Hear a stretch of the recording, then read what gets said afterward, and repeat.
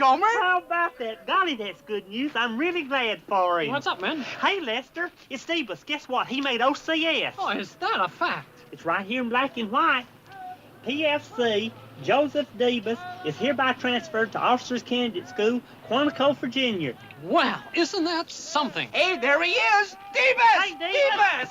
Hey, you made it, pal. Made what? What are you talking about? OCS is what? You mean I've been accepted? No kidding? It's official. And as a future officer, let me be the first one to throw you a salute. Hey, thanks, Gomer. Hey, buddy, right? Yeah. Hey, look, I'll see you later, guys. I want to call home and tell my folks the good news. Yoo-hoo! Bless his heart. I think we ought to buy him something. You know, a farewell present or something? Yes, a gift. That would be very much in order. And what about an electric shaver? Are you kidding? He doesn't even shave yet. And what? I got it. Why don't we throw him a farewell dinner party? A dinner party? Well, sure. You can always buy him a gift, but a dinner party with all of his friends, well, I think Debus would cherish that for the rest of his life. The pleasure of his buddy's company for an evening. Hey, that's not a bad idea. Take him out for a party. You got something, Gomer. And we invite Sergeant Carter as guest of honor. You just lost it. Oh, come on, Gomer. What do you want the sergeant along for? He'll just put a damper on everything. Why how in the world could you have a celebration like that and not invite Sergeant Carter? What do you say, Lester? Well, his presence would tend to formalize the evening. On the other hand, omitting him from the guest list might be construed as a breach of military etiquette. Say what? I say invite the sergeant. Good. Well, just don't have him sit next to me. Have you ever watched him eat? I got it. I'll head into town and scout around for the right kind of restaurant. Oh, Gomer, now keep it down. I mean, keep it on the inexpensive side, okay? Uh-huh. And I got an idea just where to go. Oh, and by the way, I think we ought to put up the money for the sergeant's dinner so he don't have to pay. Keep it way down.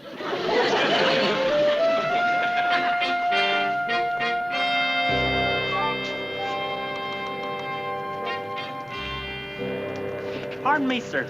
Could I ask you a question? Yes. What can I do for you? Well, some friends and myself are giving a buddy of ours a farewell dinner, and I'm new around here, and I was just wondering if you could suggest a real good Chinese restaurant. Well, I don't know. Chinese food doesn't agree with me. But if you're looking for a good delicatessen, why, No, it's got to be a restaurant, really. Hey, how about that place over there? Wong's Far East Pagoda. With all those people going in there, it must be real good. Well, I guess so. Good luck. Thank you.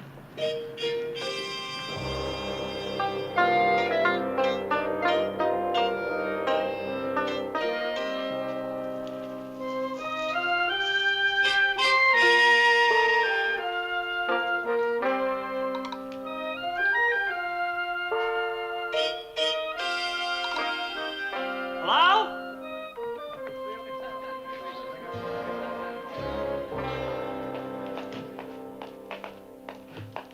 Yes. Can I help you with something? Yes, ma'am.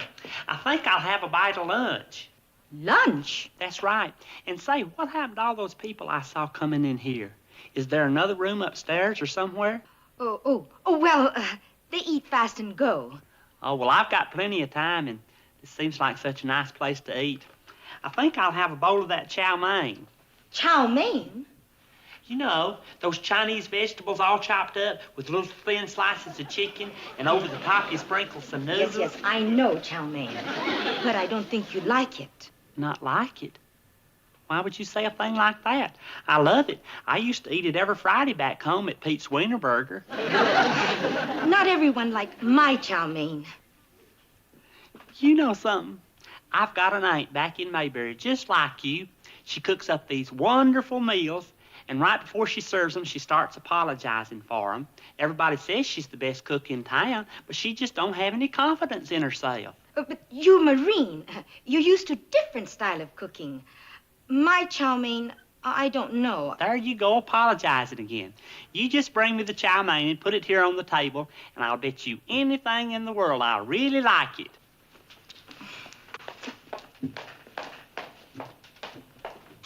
Hey, Clip. I got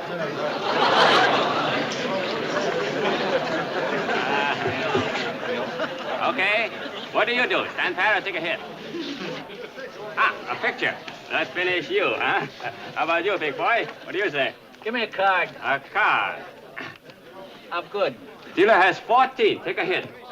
What do you know? 5. Anybody beat 19? Okay, house wins. Better luck next time. Wong, we have a customer. So? Send him back. Plenty of room at the poker table. No poker. He's here for lunch. Lunch? You want lunch? You're kidding. Hey, you guys, some clown came here to eat lunch. Oh. Honey, this is no time for lunches. Tell him get lost. He's a Marine. He's here to eat. If we're going to keep a restaurant front, we better serve him. Your wife. Worry all the time. Worry. Chester. You call me, boss? What have we got to eat? Oh, somebody hungry? We got sandwiches. Tuna fish, bacon tomato, cream cheese with bagel, peanut butter. No. Customer out front wants Chinese food. Chinese food?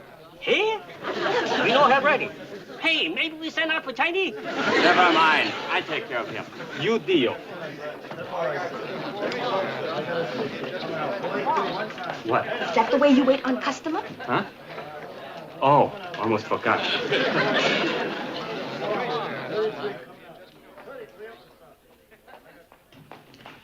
Good afternoon. What do you want? Hey there. I want a bowl of chow mein, a pot of tea, and a fortune cookie. Chow mein? Uh-huh. You know those vegetables with little slices of chicken? Yes, I know chow mein. Listen, Marine, you want good advice? Go across street. Eat at Lum Q's. Lum Q's? They got real good chow mein. Much better than here. Shame on you for telling me to eat over there. What if the proprietor heard you say that? I'm proprietor. You? You're Mr. Wong? Well, why in the world would you tell me to go to the restaurant across the street? You like it better. How do you know? You want eat? Good food? Hot? Tasty? Well, yes. Go across street. Oh, you Mr. and Mrs. Wong? Yes, why? Well, excuse me for asking you this, but how long you folks been in the restaurant business? Not long. Why? That's just what I thought. You folks just don't have any confidence. All you need is one satisfied customer, and you'll see. So you bring me my chow mein, and we'll talk after that. But... I won't say another word till I've eaten.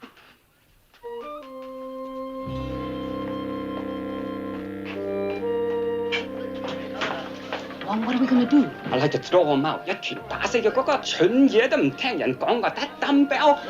Maybe I tell him the stove broke down. No, Wong. We better feed him. He might get suspicious. Yeah, a nut like that could cause trouble. Okay, we serve him. I think he almost finished. Good. Let's give him a check. Get him out of here. Big pain. All finished? Yes, I am, Mr. Wong. And I've got just one thing to say to you. Shame. Huh? Imagine telling me I wouldn't like your chow mein. Why, it was delicious. And you mean all of this was just $1.15, including that big bowl of rice and the fortune cookie? Yes, that includes everything. You really like it? I knew I would. And I may have a big surprise for you. That's all I'll say now. Bye. Wong, what do you think he means? Who knows? We got rid of him. Let's get back to work. Hey, Bert, that Marine that just came out of there, what do you think? Well, let's find out. The more evidence we get, the sooner we can close in. Hey, Marine! You! Come here a second, will you?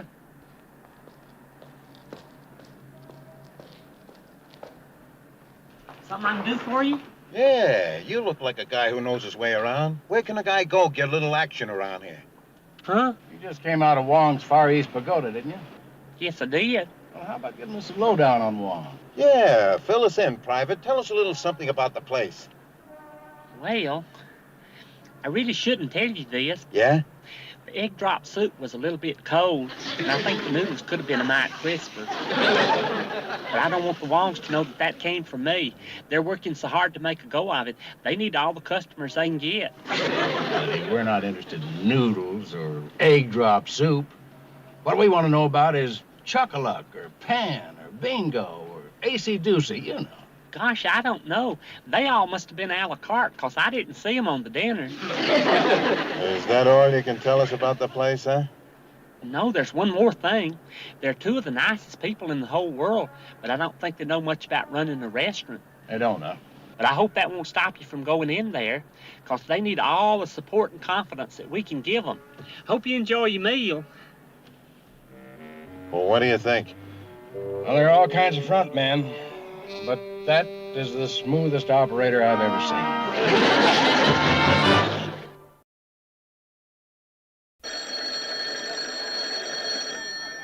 Hello?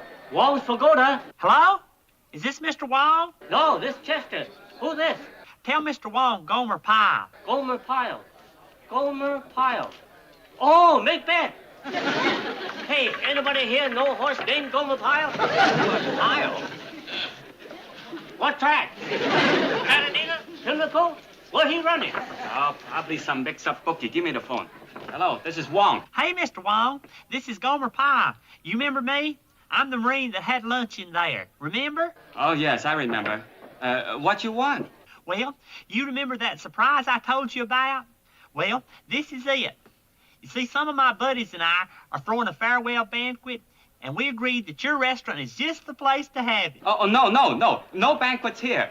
Cannot have banquets. Now, there you go again, Mr. Wong. I don't want to have to scold you. All you need is a little faith and confidence in yourself, and the party will turn out just fine. No, no. Party be big flop. Call them Q's. He make good party. Don't come here. I refuse to serve you. Well, in that case, we'll just march up and down in front of your restaurant until you let us in. The whole bunch of us. What do you think of that? No, don't do that. Listen. Now, I won't take no for an answer. We'd like to reserve our table for tomorrow night around 7 o'clock. There'll be 14 of us, so whatever you cook up will be just fine. We'll see you. Wait. Hello? Hello? Hello? Operator.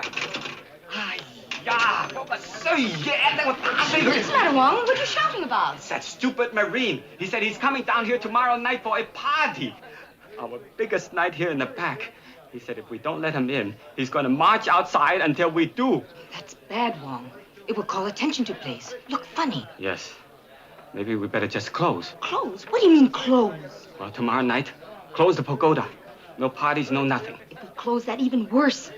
Someone really gets suspicious. Might even tell police. Police? Police? No, fellas. No police here. Just making joke with the wife.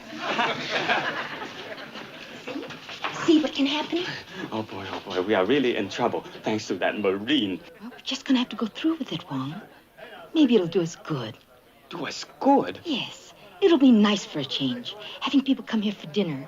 Make us feel like we're back in restaurant business. 2 years ago, we were in restaurant business, and we lost our shirts. We were lucky to come out with a pair of chopsticks. Well, at least it was honest, and the place wasn't full of gamblers. Lotus, if it wasn't for the gamblers, I would be living with my in-laws in San Francisco. Well, you just keep it up, Wong, and you'll end up living with inmates in San Quentin. Sergeant Carter? What do you want, pal? Well, I didn't want to ask you this until all the details was worked out. What are you talking about, Pyle? Well, the fellers are having a farewell dinner for Private Debus tomorrow night, and we thought you might like to come. I sure hope you're not busy. Yeah, well, I'm busy. Well, the fellers went to an awful lot of trouble to see that everything was just right. I found this real nice little Chinese restaurant. You? Mm-hmm. I'm sort of in charge of all the arrangements. Well, I'm very busy tomorrow. Oh, gee, Sergeant. Besides, it's not good for a sergeant to fraternize with his men. Oh, well, it's nothing like that, Sergeant. You see, we wanted you there so you can make a little speech. Speech? It seems only natural to me that at Debus's farewell dinner, you'd be the one to say a few words. So you see, Sergeant, in a way, you're kind of the guest of honor, our featured speaker. Oh, a farewell dinner. Well, that puts a different light on it. I didn't know it was a farewell dinner. Would you, Sergeant, would you come and say a few words? Well... Please, Sergeant, you're the only one that could make a speech. Well... Of course, there are people that don't like to get up and speak, so if you would just like to come and not say anything. I'll speak. Oh, well, that's wonderful, Sergeant. We'll all be leaving together tomorrow night at 7:15. Thank you, Sergeant.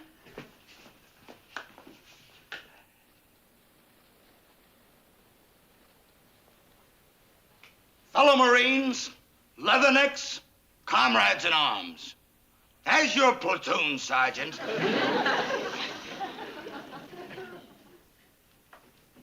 buddies and troopers, as your friendly sergeant. Fellow Marines, barrack buddies. As soon as we finish with these vegetables, Chester, we'd better get started on the wonton soup. Boy, this dinner turning out to be a big deal. Never knew Chinese eat so good. Here's the spare ribs. No, not here. Hardly enough room as it is. Hey, Mom, what's going on? What's the big idea? Sorry, fellas. Need table. Cooking big dinner. We're right in the middle of a hand. Look, it's just for tonight. You find another table. Hey, Barney, what's the action here? So far, nothing. Maybe you can change the luck. Excuse me, cook's meat table. Wait a minute, Chester. No can wait. Gotta make egg roll. Sorry, meat table the pressed duck. I don't know about you guys, but I've had it. That goes double for me. Let's get out. Hey, fellas, don't go way back. Come back. No, the business as usual tomorrow. Please come back. You're my best customers. Come back. 哎呀，嗰個 Gomer Pyle 神經病啊！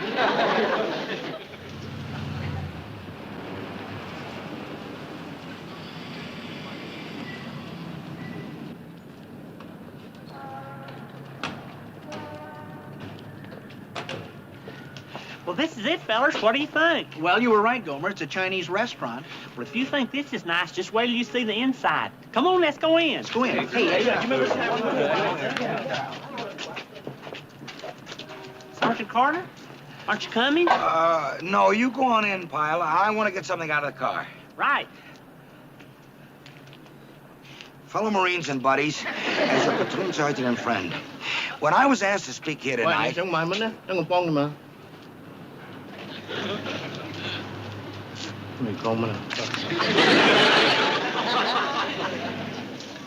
Getting quite a crowd tonight, huh, Murph?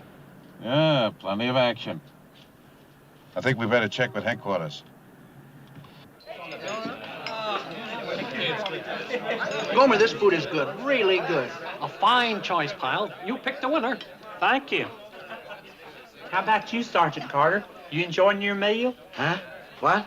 How do you like the food? Oh, it's fine. It's just great. Fellow Marines and buddies.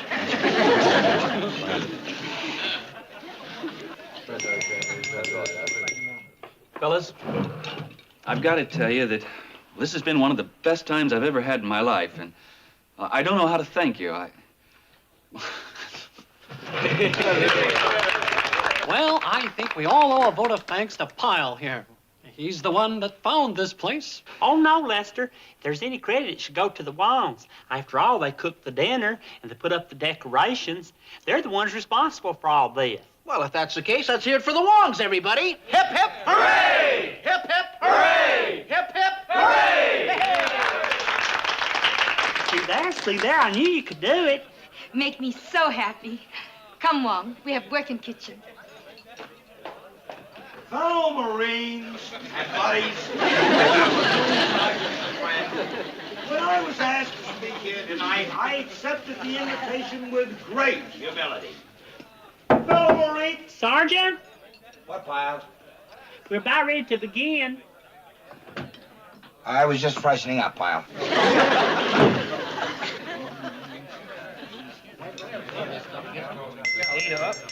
Hey, fellas, could I have your attention for just a minute? I'm sure y'all know that the reason we're here tonight is to honor our good and dear friend, Private Joe Davis.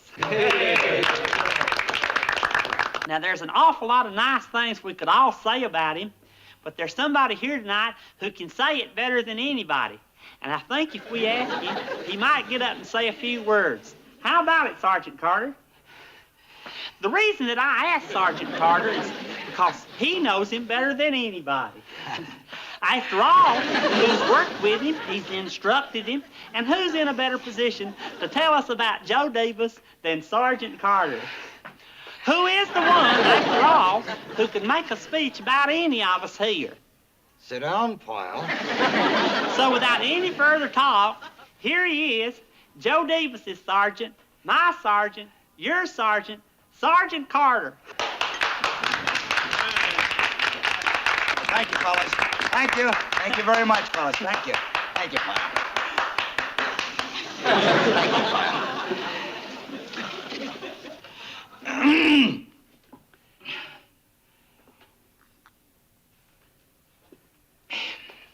All right, don't anybody move. All right, stay right where you are. Place is surrounded. What are you talking about? What's going on here? This is a front for a gambling joint. That's what it is, Sergeant. Huh? That's right. You mean you haven't been to the gambling tables in the back yet, or is that for dessert? Gambling tables? Oh, officer, there must be some mistake. I know the Wongs personally. There's no gambling here. Of course it's not here. It's never out front. It's in the back where it always is. I should have known, Pyle. I should have known. You would pick out a place that's a front for a gambling joint. No, Sergeant, it just can't be. Come on, boys.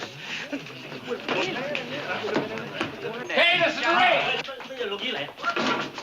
Why? Something wrong, officer? Looking for somebody? Nothing here but cooking. Hey, this place really is a kitchen. Well, of course it's a kitchen. Shame, shame, shame. Accusing these nice people of gambling. Whatever gave you such an idea? Well, something must have gone wrong somewhere. We'll have to check this out with headquarters. What do you suppose happened? I don't know. Let's go. Sorry to have bothered you folks. Just go right on with your dinner. Thank you, officer. I'll be right out, Sergeant.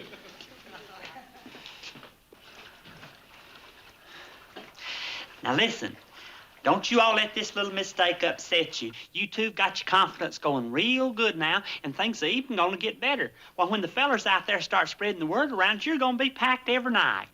You mean this many customers all the time? Well, sure, with the wonderful food you serve. Wouldn't surprise me if those police didn't start coming in here regular. Police? Oh. Hey, you think Chinese truck drivers start coming too? That really make it good. Truck drivers, Marines, everybody. That settles it. There's no business like restaurant business. Thanks to Gomer Pyle.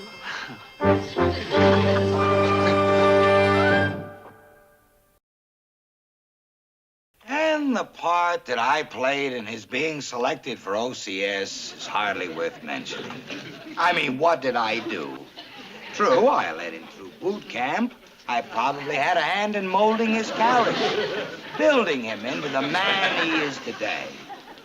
But surely I can't take any credit for that. It's my job, and a job well done is reward enough. What was Private Davis when he first came to me?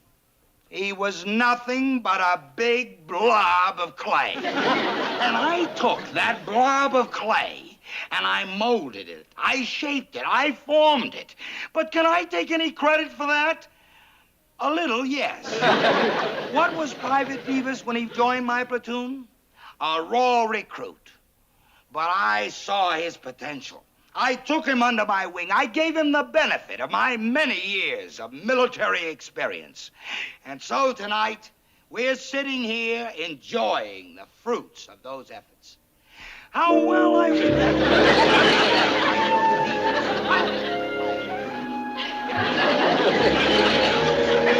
Gomer, come on, it's still early. Look, we hop a bus to Tijuana for the daily double caliente, grab a taco, and later tonight we take in the highlight games. What do you say? I don't know, Duke. That just sounds like too much running around, and I just feel more like relaxing. Relaxing? What do you want to do, feed the pigeons in the park? No, I didn't bring my breadcrumbs. What I thought I'd do is just wander around town here and do some window shopping, and then go over to the war surplus store. They're having a sale on some sweat socks. And then I thought I may have an orange slush and just head on back to camp. Well, that sounds like a real fun day. Well, you won't change your mind then? Oh, no, Duke. You go ahead and have a real good time. I'll see you. Okay, Gomer. Stay relaxed. Oh, I will. I will. Don't worry about me.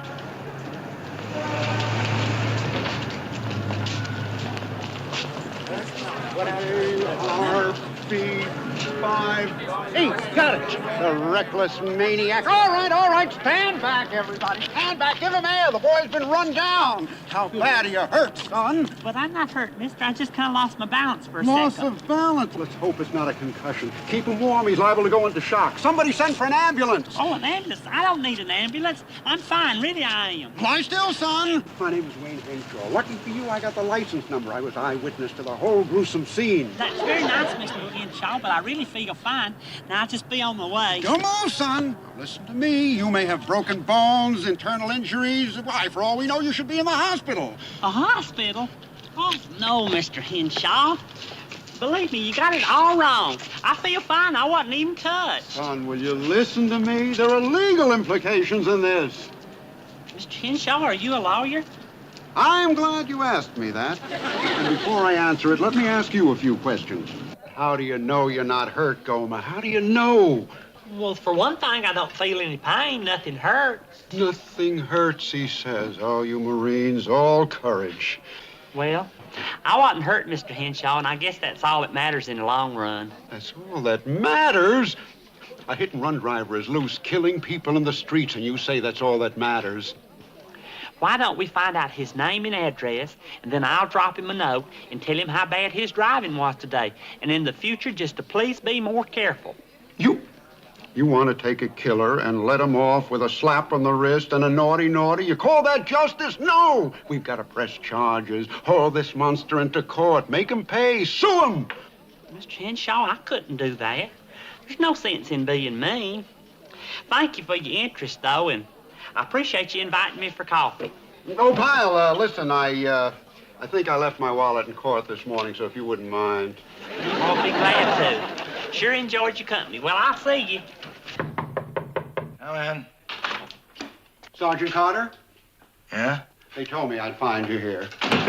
Do you have a private in your outfit named Pyle, Gomer Pyle? Yeah, what about him? How is he? Huh? He's fine, I guess. What's the trouble? You mean you haven't heard? He was in an accident.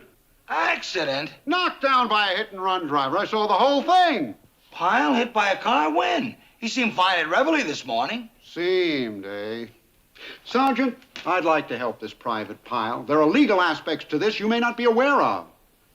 Are you an attorney? I'm glad you asked me that, Sergeant. Henshaw's the name. You're a perceptive man. I was eyewitness to the whole thing, saw it all. You mean to say Pyle didn't report on sick call? No. Well, in a way, that's good. It'll save Uncle Sam a lot of money. Huh? Look, Sergeant, if Pyle went on sick call, that could mean weeks of test x-rays. That would cost the government a bundle, right? Well, what do you suggest we do? Do? We're gonna move ahead with our corpus delicti. Huh? Sergeant, maybe you can talk some sense into this Pyle, make him press charges, throw the book at that hot-rodding maniac. Oh, boy. Them knuckleheads can't even cross the street if I'm not there to watch over them. They need me around every minute of the day just to look after them. Precisely why I have come to you, Sergeant. He now needs your intelligent guiding hand to lead him out of this situation. Will you help? Well, okay, Mr. Henshaw. I'll see Pyle later, and I'll have a talk with him. Good. I'll leave you my card. You can get in touch with my office. Right. Oh, Sergeant, you're somewhere in the 30s, aren't you? Well, yeah, why? Have you ever thought of filing a will? A will? Well, think about it. You have my card. Golly, you can sure back feeling as sore as mine. What do you expect, Gomer, digging all those ditches? Personally, I've always enjoyed an afternoon of ditch digging, out in the fresh air and working with the dirt. But boy, it sure got to me this time, right there in my back, right between my shoulder blades. Well, that's no wonder you were shoveling away like a bulldozer. But your knee's a little manipulating to get the kinks out. Here. Right there? No, down a little bit to the left. Over here? Yeah, that's it. Ah! Pyle, what's the matter? What's wrong with your back? Oh, hey, Sergeant. We was just out digging, and I guess I overdid it. Digging, huh? How do you know it wasn't from the accident? Accident? What accident? Yesterday, when you got knocked down by that hit-and-run driver. I know all about it. Hit-and-run driver? Well, you must have been talking to that Mr. Henshaw. Did he come all the way down here? Gomer, you never said anything about an accident. Well, I didn't say anything because there wasn't nothing to talk about. I wasn't even hurt. How do you know you weren't hurt, Pyle?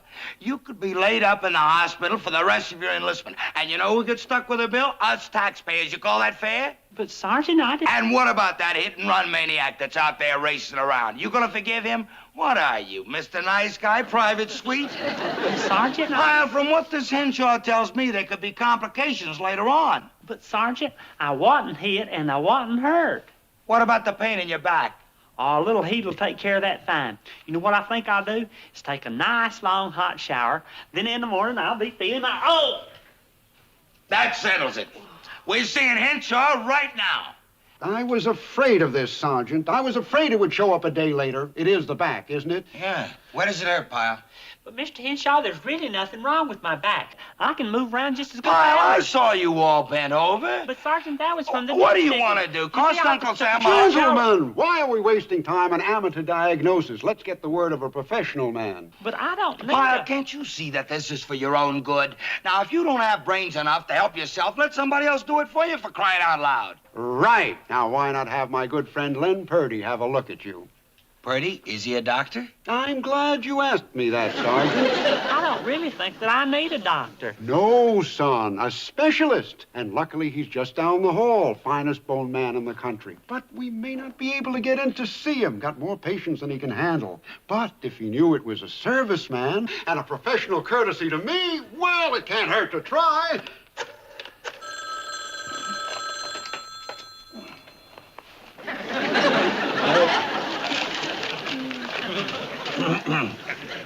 Doc Purdy here.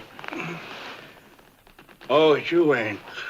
Wayne, what time is the gin game? Oh, I'm sorry, Doc. I hate pulling you away from a patient like this, but we have a little emergency here. Oh, really? Yes, a young serviceman, a Marine, knocked down by a speeding car in a crosswalk. Complains about his back. He got one of those, huh? Is it a winner? Well, that's why we wanted to see you. You see, he doesn't think it's serious. Now, before we set the legal machinery in motion, we want to be sure we have a valid case. Yeah, I got the picture, Wayne, yeah. Now, look, before I get involved, let's discuss settlement. Oh, I know how busy you are, Doc, but if you could just check the boy over, we'd both be indebted to you. Indebted like how much? Let me mention a figure. 500. Five will be fine. We'll see you in 5 minutes. He'll squeeze us in as a personal favor. Come on.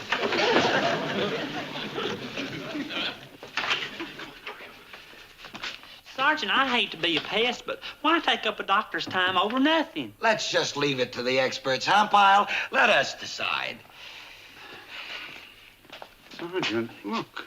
Have you noticed the way Pyle is walking? What? Yeah, but I think he always walks that way. In the Marines? Oh, that's hard to believe, Sergeant. No, I think this is more serious than we thought. Here we are. Doc? Doc? Why does everybody have to be a hero? Is it a disgrace to be sick? Will someone tell me? Will someone please tell me? Why, Doc, you look like you've just come out of surgery. Yes, I did. Oh, hello. Hello, Counselor. A patient of mine came in for his annual... came in for his annual checkup, and he said that he was feeling all right, except for perhaps a little heartburn. You know what that heartburn turned out to be? Appendicitis, and I got it in the nick of time. But, oh, how I hate these office operations. You mean you just finished operating on a guy? Where is he? Well, I stitched him up and sent him home. Oh, these heroes, these martyrs that... Excuse me, please. Now then, what seems to be troubling you, boy? Not me, him. Oh. Now then, what is it, boy? Well, nothing except for a little crick here in my back. I'm feeling just fine. All I can tell you, Doc, is that I saw this young man knocked down by a speeding car. That's all I know. Now, he may be right, and there may be nothing wrong with him. But why don't you take it from there? In here, boy. Well, I appreciate your interest and all, but I really don't need an examination. Well, if he says he's all right, he doesn't seem to need me now, does he? No, wait, please. Sergeant, you know how to get through to him, don't you? Pyle, stop beating around the bush and stop stalling and get in there. Move, move, move, move, move. Well said, Sergeant. It is an agonizing pain, isn't it? Well, no, actually, it's not. You see, it's really getting better all the time. Really and truly. Tell me, boy, did you talk this way before your accident? Yes, sir.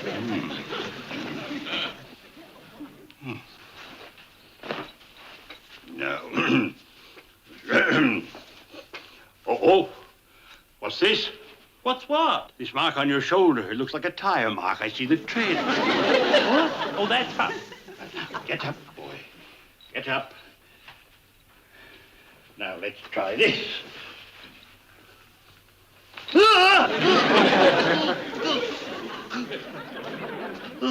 Dr. Purdy, I don't mean to criticize your examination, but that hurt. Now walk.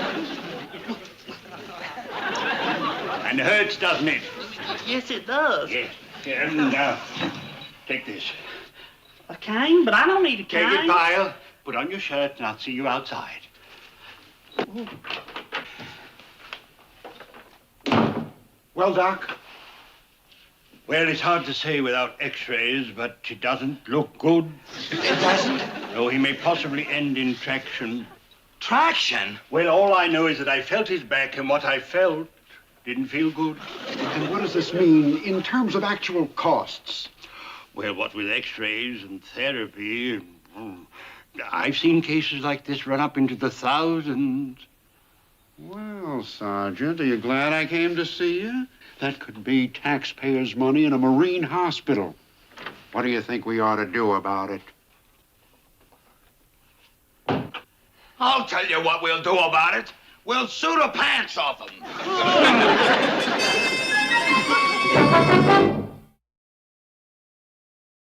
Sergeant Carter! Oh, Mr. Henshaw. I've got good news, Sergeant. Good news! Yeah? What is it? I found the hit-and-run driver. Finally tracked him down. No kidding. Hey, that's great. Yeah, he tried giving me a runaround, but I finally got him on the phone. His name is Clark. He's at the Ocean View Hotel. What do we do now? What do we do, Sergeant? We're slapping this guy with a suit for $50,000.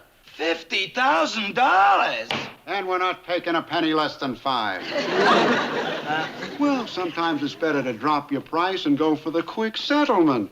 Yeah, well, we'll leave all that up to you, Mr. Henshaw. Okay, Sergeant. Now, you and Pyle meet me outside the Ocean View Hotel in an hour, okay? Well, sure, but what do you need us for? Well, to show this guy we mean business. Once he sees the victim with his advisors, he'll write out a check on the spot. He has to. We're hitting him with the corpus delicti.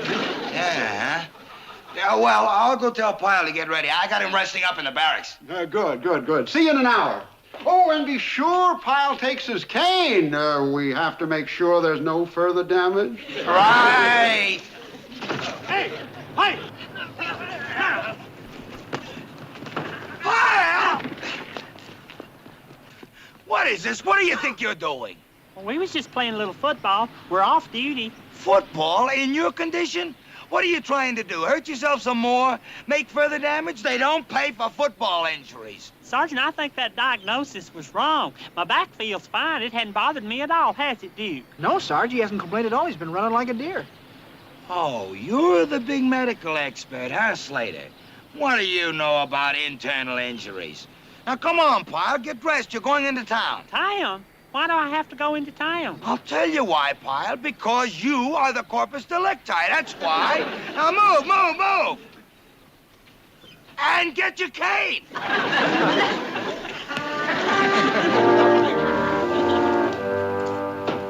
Okay, Pyle. The hotel.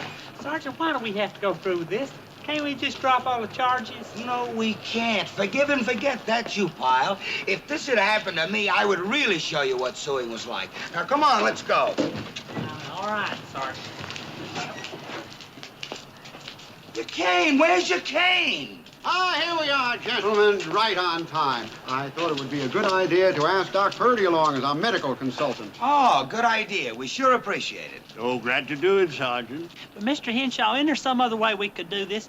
Do we have to sue the man for money? It's not the money, Gomer. We're only interested in doing what's right. But I really don't think that... Sergeant. Pyle, shut your big fat mouth and do a little listening. Touché, Sergeant. Now, remember, I'm used to dealing with this type, so let me do all the talking. This is really embarrassing, suing a perfect stranger. I'll tell you what, you all go on up and I'll just wait for you in the lobby. But Gomer, son, don't you understand? You're the evidence, Exhibit A. Where's your cane, boy? Shouldn't he have a cane, Doc? Oh, by all means, yes. But, Mr. Henshaw, I really don't need a cane. You don't, eh? Oh, well, perhaps he doesn't need a cane. Boy, let's see you walk. Sir? Let's see you walk. I want to see something. Come on.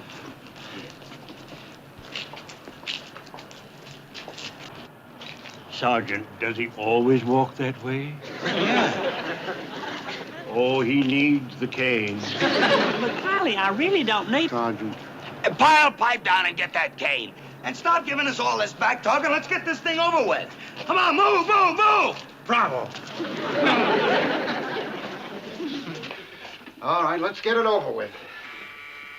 Now, remember, leave everything to me. You know what you can expect from a hit-and-run driver. He's probably some undesirable character, maybe even a person with criminal tendencies. So just let me...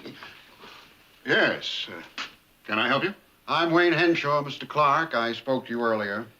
Oh, yes. Come right in.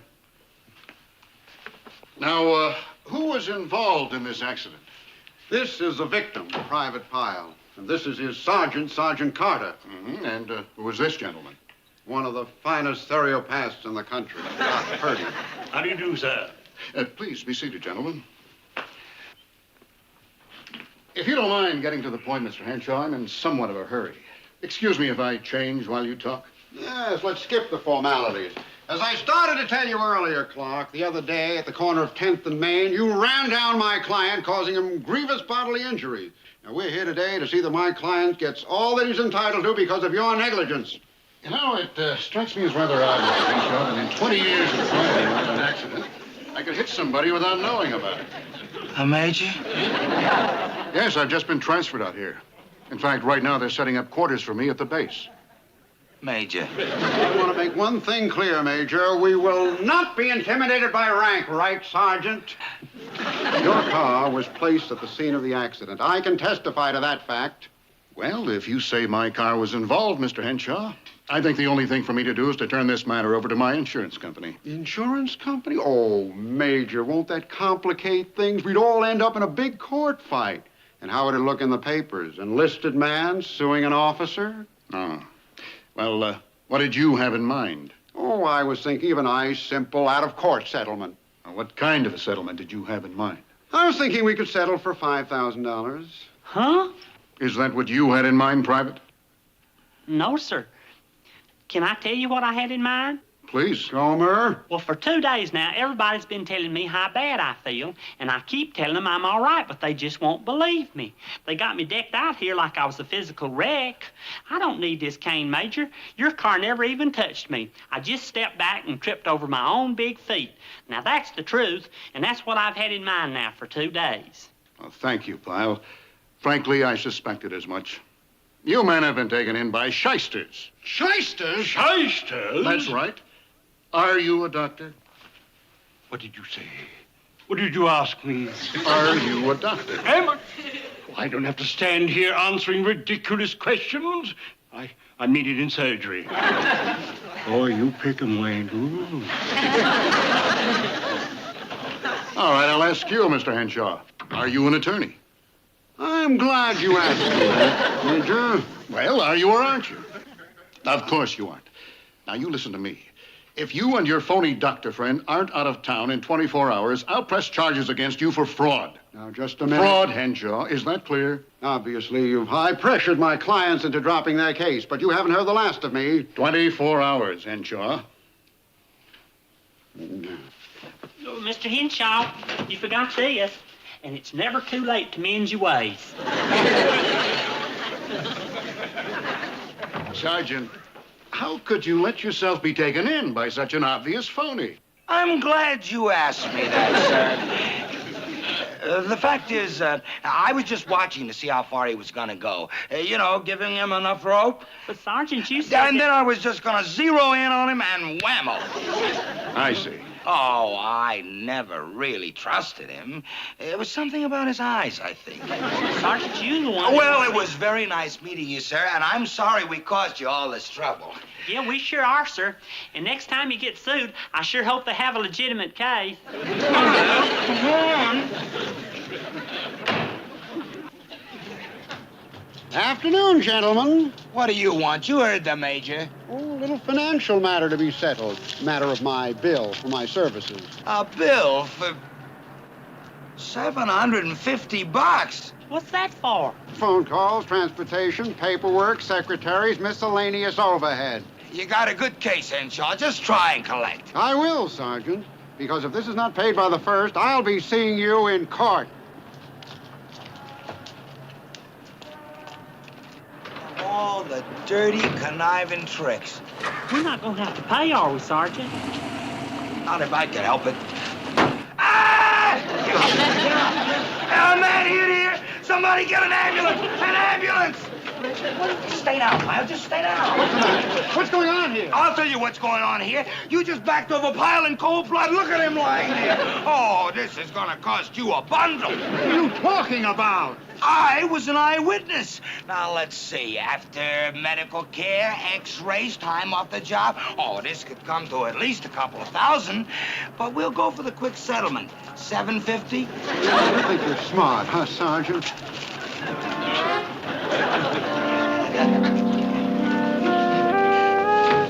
Deceitful, deceitful, deceitful. Nice going, Sergeant. He got what he deserved.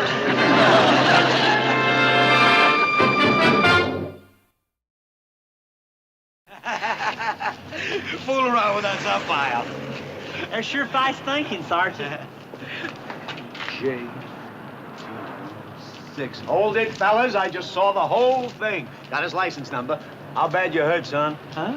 Quimby's the name, and this is an open and shut case if I ever saw one. Huh? You boys have got a case.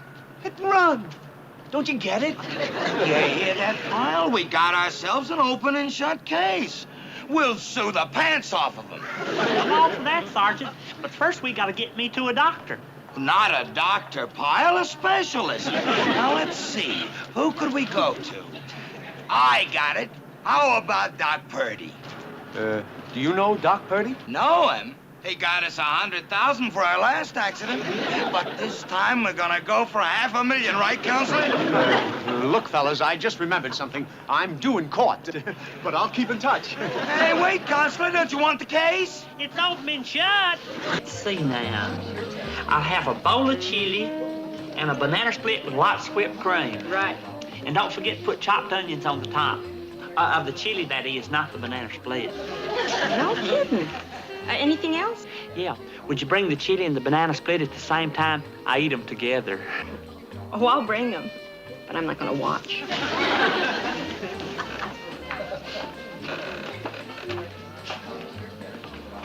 Oh, hey, Duke. Hey, Gomer.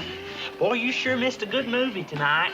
Yeah? Yeah, it was about this lady spy, and she done away with 7 different fellers. She poisoned them and stabbed them and shot them. What movie is that? Love in Madrid. Well, I wish I'd have gone with you, Gomer. I really, really do. Why, what'd you do? Oh, some sailor was running a poker game in his hotel room down the street, and I got cleaned out. I even lost my watch. You didn't? This guy had unbelievable good luck. He cleaned everybody out. I lost $75. Why, Duke, that's terrible. Plus my watch, that's another $9. Terrible, terrible, terrible. Don't you know that no good ever comes from gambling? Gomer, please, I feel bad enough losing the money without getting a lecture on top of it. Here's your order. Anything for you? Yeah, I'll have a glass of water and a toothpick. That's all I can afford. Well, I'll be glad to lend you something, Duke. Oh, thanks, Gomer. I got no appetite. Banana split and chili. I mean, I really got no appetite. Gomer, that's him. That's Evans, the sailor. That's the guy that won all the money. That's his wife with him. Excuse me, will you, honey? I see a client of mine over there. Well, hurry it up. I'm hungry. Hi, boys. Hi. Say, you ran into some tough luck tonight, huh? I'm very sorry about that. Yeah, well, live and learn. You couldn't seem to catch a hand all night. Well, that's too bad. Well, maybe you'll get even tomorrow, huh? There'll be another game, same time, same place. No, there's no tomorrow for me. I'm flat. Well, payday's in a couple of days, isn't it? Maybe we'll see you then. Well, don't count on it. Here, boys, let me take your check. Oh, wait a minute, that's mine. Forget it, it's on me. Why'd he do that, Duke? Why'd he take my check? Don't worry, he can afford it. That just shows you how lousy my luck is. He picked up the check. I didn't even order anything. Gomer, you got 15 cents I can borrow. I'm going back to base. Ill-gotten gains. I hope he's happy with his ill-gotten gains. So then I pull this hand. A house full aces over 10. So I think I got it made. Well, all of a sudden, Oh, excuse me, am I breaking up something? I can come back later. Oh, no, Sergeant Carter. Duke here was just telling us about a terrible experience he had last night. Gomer. Really? He's about to have another terrible experience. And that goes for the rest of you knuckleheads if you don't can a chatter. But nothing could be as terrible as the experience he had, Sergeant. That's enough, Gomer? Really? Well, now you got me interested. Just what was the terrible experience? Well, go on, Duke. Tell the sergeant what happened to you. Well, it was just... He lost $75 in a card game swap. Huh? And tell him what else you lost, Duke. He lost his wristwatch. And guess who he lost it to? Tell him. A sailor. A sailor? You let a sailor clean you out? Oh, boy, that's the end. When are you knuckleheads gonna learn that you don't play poker if you don't know how? What is this, a regular game? Are they gonna play again tonight? Well, yeah, Sarge, but you better take it easy. This guy Evans is pretty lucky and seems to enjoy taking out on Marines. He cleaned out a couple of guys in Sergeant Persky's platoon. Oh, really? Sergeant Carter, you're not planning on going up there and gamble too, are you? Well, it wouldn't really be gambling, Pyle. It'd be more like a mission. A mission with two objectives. One, to get some of that Marine money back. And two, to teach that sailor a lesson. Well, if you have to do it. Just remember one thing, though, Sergeant. True luck consists not in holding the best of cards at the table. Luckiest is he who knows when to rise and go home. I'll remember that, Pyle. Will you, Sergeant? It's easy. True luck consists not... Knock it off!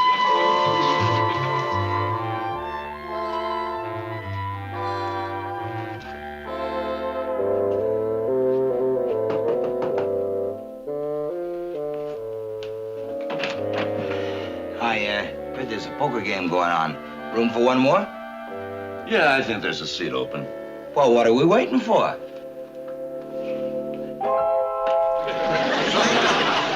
Sorry, Sarge, but that's the way it goes. Better luck next time. Yeah. Gee, I sure hope the Sarge has better luck than I did. Well, he may not, Duke. You know what they say. Lucky in love, unlucky at cards. And you know Sergeant Carter's a lucky lover.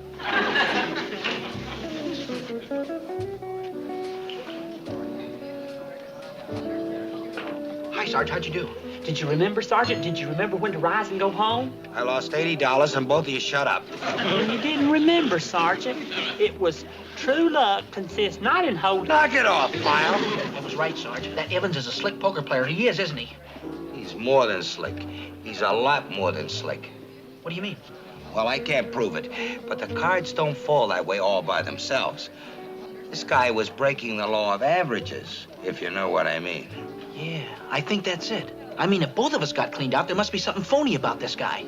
If I was you, Sergeant Carter, I'd have spoke right up and told him what was on my mind. I'd have said, listen, I don't think you're playing honest. You can't do that, Pyle. You gotta have more than suspicion. You gotta have proof, and I don't have it. But I'll tell you what I'm gonna do. I'm gonna spread the word around the base. This guy won't have any of our guys playing with him. Well, I should think not. Sarge, guess who just walked in? Yeah, the game probably just broke up. Come on, let's get out of here. Well, Sergeant, it's still early, and I don't think I'll go back to the base yet. I may stay here and have another soda or something. Is that all right with you? Yeah, it's all right. Oh, and Sergeant? Yeah? Here's a quarter, 15 cents for the bus fare, an extra dime if you want a candy bar or something. Here, take it. You don't have to worry about paying me till payday. You're a sport. Come on, Slade. Here you go.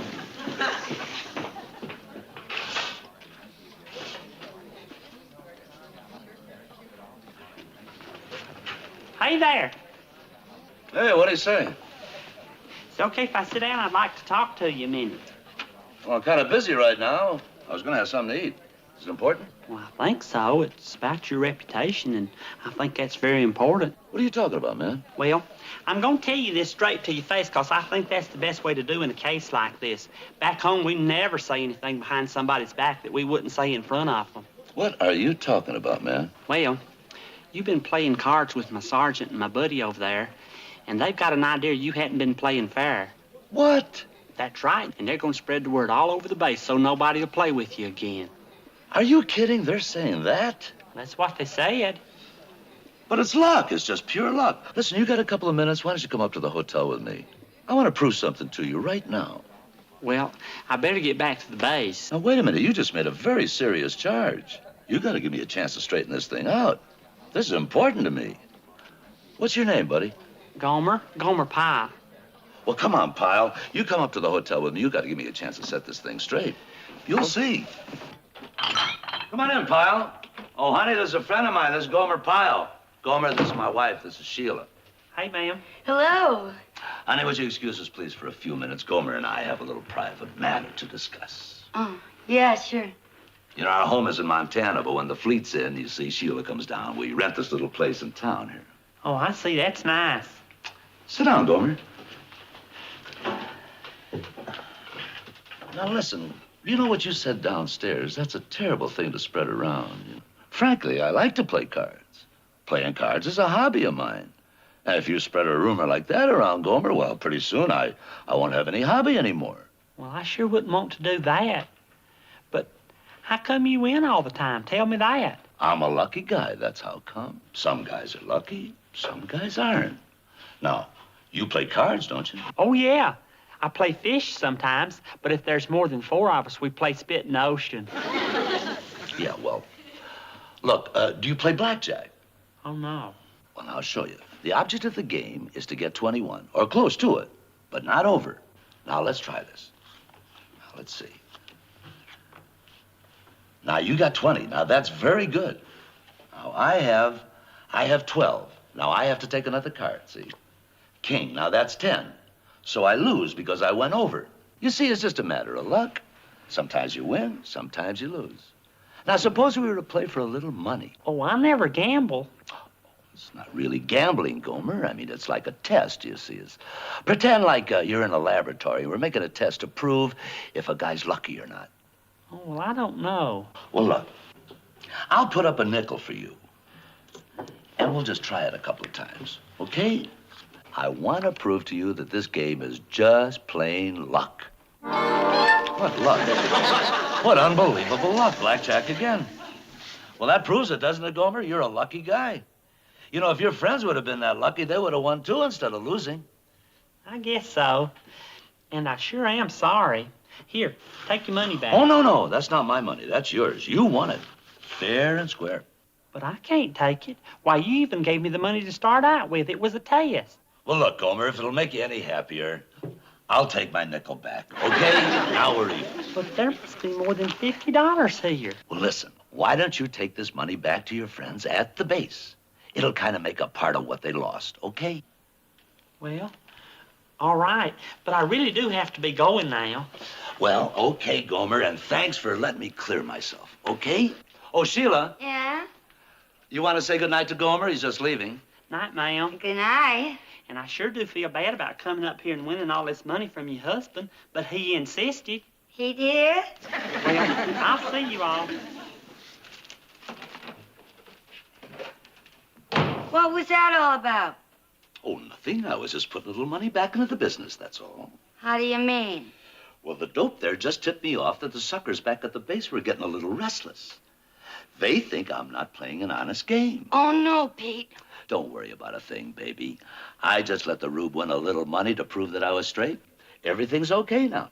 Pete, I don't like it. They're getting wise to you, just like they did in Jersey. What are you talking about? I told you I fixed it. When the rube shows the dough back at the base, we're home free. No, let's get out of this place. I never did like this setup in that phony sailor suit. Look, do you think I'm going to blow this town 2 days before payday? Do you know they get paid the day after tomorrow? Look, when we leave this town, we're going to leave with a bundle. And you know that dope that Gomer Pyle had just left here? He's the one that's going to help us do it. Yeah.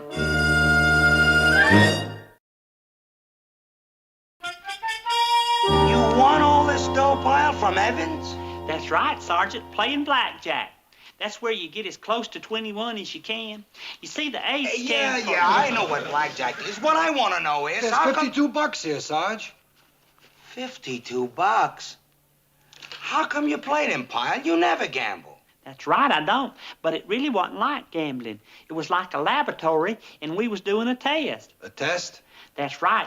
A test to prove that card playing is just a matter of luck. The only reason I accepted this money was to get back part of yours and Duke's losings. Did I do wrong, Sergeant? Well, I don't know. What do you think, Boyle? I'll tell you what I think. I think he was setting you up. Sir? I mean, he let you win so he can take more dough away from you later. How can you do a thing like that? Well, it's the simplest thing in the world. He just dealt you good cards, that's all. But he didn't deal all the time. I dealt too. And besides that, I really am lucky at games, Sergeant. Back home when we used to play scissors, paper, and stone, I used to win almost all the time. Don't you remember that game? Scissors cuts paper, paper wraps stone, stone dulls scissors. See, if I throw out scissors and you throw out paper, then I get to slap you on the wrist like this. Pyle! Excuse me, I didn't mean to do it that hard. I really am lucky, though, Sergeant. I've always been lucky. Kids back home used to get mad at me because I was so lucky. Listen, Pyle, I'll tell you what. Let's prove something to ourselves. You take this dough and go back up there and play that guy again. I don't want to gamble anymore, Sergeant. I only did it to get back your losings. Do it as a favor to me, will you? Like a test. You did one test, we'll do one more. We gotta make sure this guy's on the up and up. You don't want him going around cheating Marines, do you? Well... And this time, playing poker. But, Sergeant Carter, I don't even know how to play poker. You don't? Well, it's very simple. Now, the dealer deals 5 cards to each man. Boy, talk about beginner's luck. Golly, I really did well for playing poker the first time, didn't I? Real well, you did terrific. If the cards are with you, they're with you. It's all a matter of luck, Gomer. And in your case, beginner's luck. I guess. That's right. We proved you're a luckier guy than I am. So what's the use of playing anymore? Besides, I can't afford it. So long, Gomer. I'm just not playing you anymore. Well, listen, would you like part of this money back? Oh, no. Fair is fair. You want it, you keep it. But this is it. Final game. So long, Gomer. Well, okay. Bye.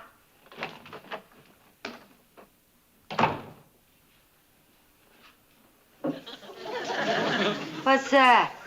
That's the fish going for the bait. Is it possible I was wrong about this guy? Could be. But I sure am glad all those tests are over with and I don't have to play anymore. I just don't like gambling. I really don't. Yeah, but wait a minute, Pyle. As long as you got this lucky streak going, maybe if you went back just one more time. Oh, no, Sergeant. Please don't ask me. But you don't understand, Pyle. I'm still a little curious about this guy. But, Sergeant, even if I did want to play with him again, which I don't, he won't play with me. He said so. Huh? He won't play with me. He said it wouldn't be any use. He could never beat me and just wasn't any point in playing with me again. And just suppose you were to show up and say you wanted to play again, what would he do? He just refused to play with me's all. Oh, really? Well, let me tell you something, Pyle. If you want to play, he'll play. And you do want to play, don't you, Pyle? I really don't, Sergeant. Listen, Pyle, you're going to play him, and he's going to let you play, and we're going to be there to make sure that he does. But, Sergeant... It's a matter of principle, Pyle. This is a free country, and that means nobody can dictate to you. Nobody can tell you what you can do and what you can't do. So I'm telling you, you're going to play cards, and that's it. I just can't understand how you let that Marine walk out of here with $130. When I think of the dresses I could have bought for that. And I need shoes, too. Honey, relax. I guarantee we'll get every penny back. Triple. Well, I hope you're right, buddy boy, because another fiasco like you had in Jersey... Will you forget about Jersey? Honey, come here. Watch this. Now, look, I'm going to start easy on them for the first couple of hours. So you kind of build up their confidence, and that'll lead up to one big kill. Now, look, turn up that first hand. Straight, 10 high. Try that one. Flush. Full house. 4 kings. What do you got? Nothing. I don't get it. Look, all these suckers got pat hands and they don't draw any cards, right? Yeah. But I draw. Now take the first 4 cards off the top.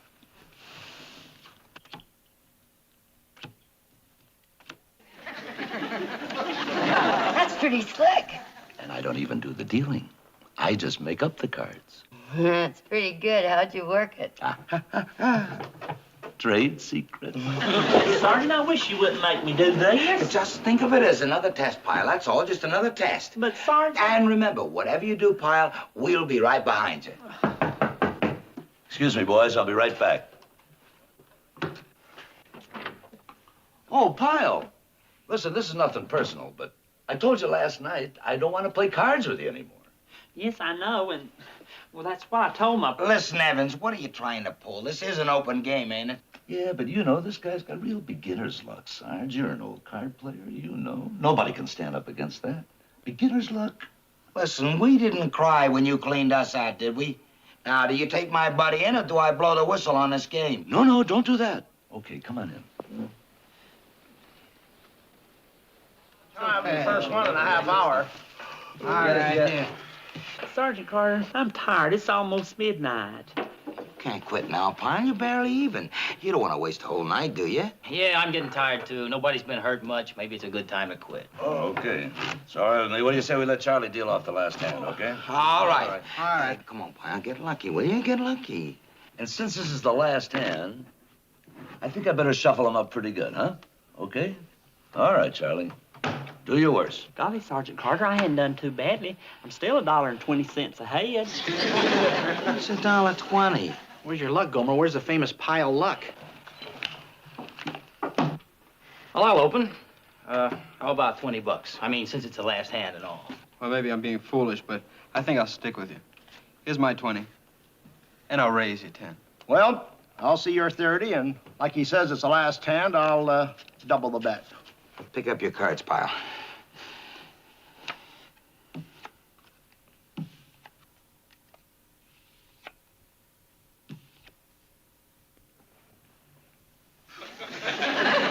What about you, Pyle? Are you in or you out? If you're in, put up your dough. What do you think I should do, Sergeant? He's in, and he raises it 50. 50? What's he got there? Well, nothing really much. It's just that... No talking, Pyle. Come on, let's play. Well, I got nothing at all, but seeing this is the last hand, I'll be real stupid. I'll try to outdraw you guys. Well, I'm out. Well, I don't know what everybody's got, but I am gonna see your raises and add 50 more. $50? Sergeant Carter? Shut up, Pyle. Yeah, I'll see that. And raise you 50. Something tells me I shouldn't do it, but I'll raise you back 50. I should get out, shouldn't I, Sergeant? No, wait. No limit, right? Slater, give me your dough. Right, Sarge. Here's mine, all right? All right. We'll see you, and we'll raise it 200 bucks. $200? Don't do that, Sergeant. That's all your money. Quiet, Pyle. I gotta stay in that one. Boy, am I glad I'm out of this one. I'm in. That cleans me out. Well, I'll see it. Cards? I'll play these. Same here. These are good enough for me. 3 paired hands, eh? What about you, Pyle? Sergeant Carter, there's an awful lot of money out there. Are you sure this is a good hand? It's a good hand, Pyle. You don't want any more cards. But is it real good? Yeah, it's real good. It's a good hand, Gomer. Believe me, it's a good hand. Well, is it the best you can get? Well, it's practically the best. Just play him. Practically? You mean it's not the best? Pyle, it is not the best, but so what? It's good enough. Well, not for me, it's not. I want the best. I'll have 4 cards, please. What? Give him his cards back. He didn't mean to throw them in. What do you mean, give him his cards back? He threw them in, that's it. Gomer, what'd you do that for? Golly, dude, with all that money out there, I want the best. Give him his cards back. He didn't mean to throw them in. Yeah, give him his cards back. He made a mistake. That's right. It was a mistake. Please let him have his cards back. Mistake, nothing. He threw them in, they're in. But he can't. Nobody throws away 4 kings.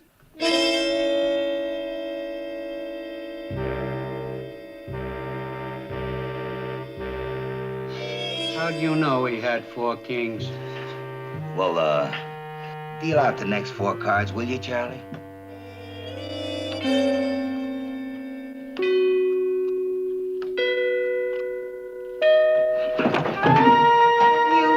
sap, just like in Jersey.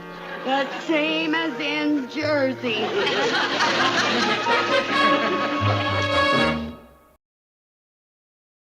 So the police got there and that was it? Oh, that was nice work nailing this guy, boys.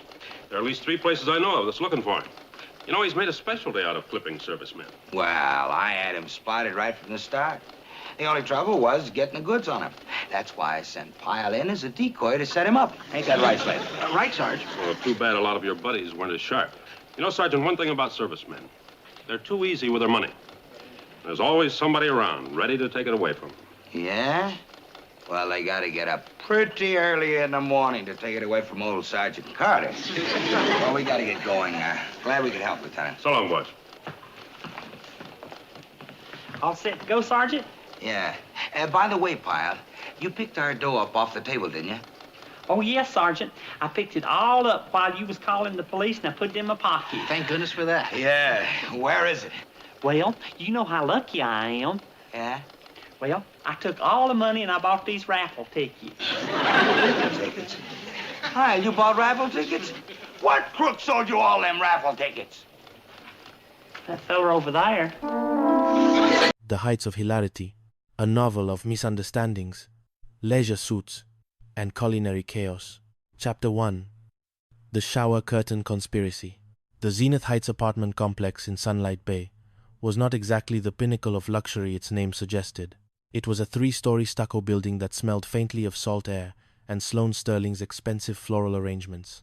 On the 2nd floor, in apartment 2B, lived a trio whose living arrangement was as delicate as a souffle in a thunderstorm. Julian Vance, a chef with a penchant for bad timing and a heart of gold, was currently balanced on the edge of a porcelain bathtub. He wasn't bathing.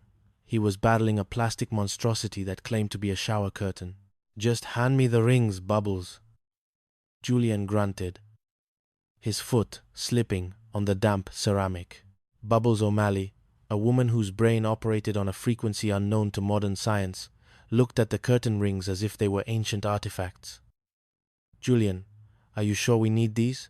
My dad always said that if you have nothing to hide, you have no need for a curtain."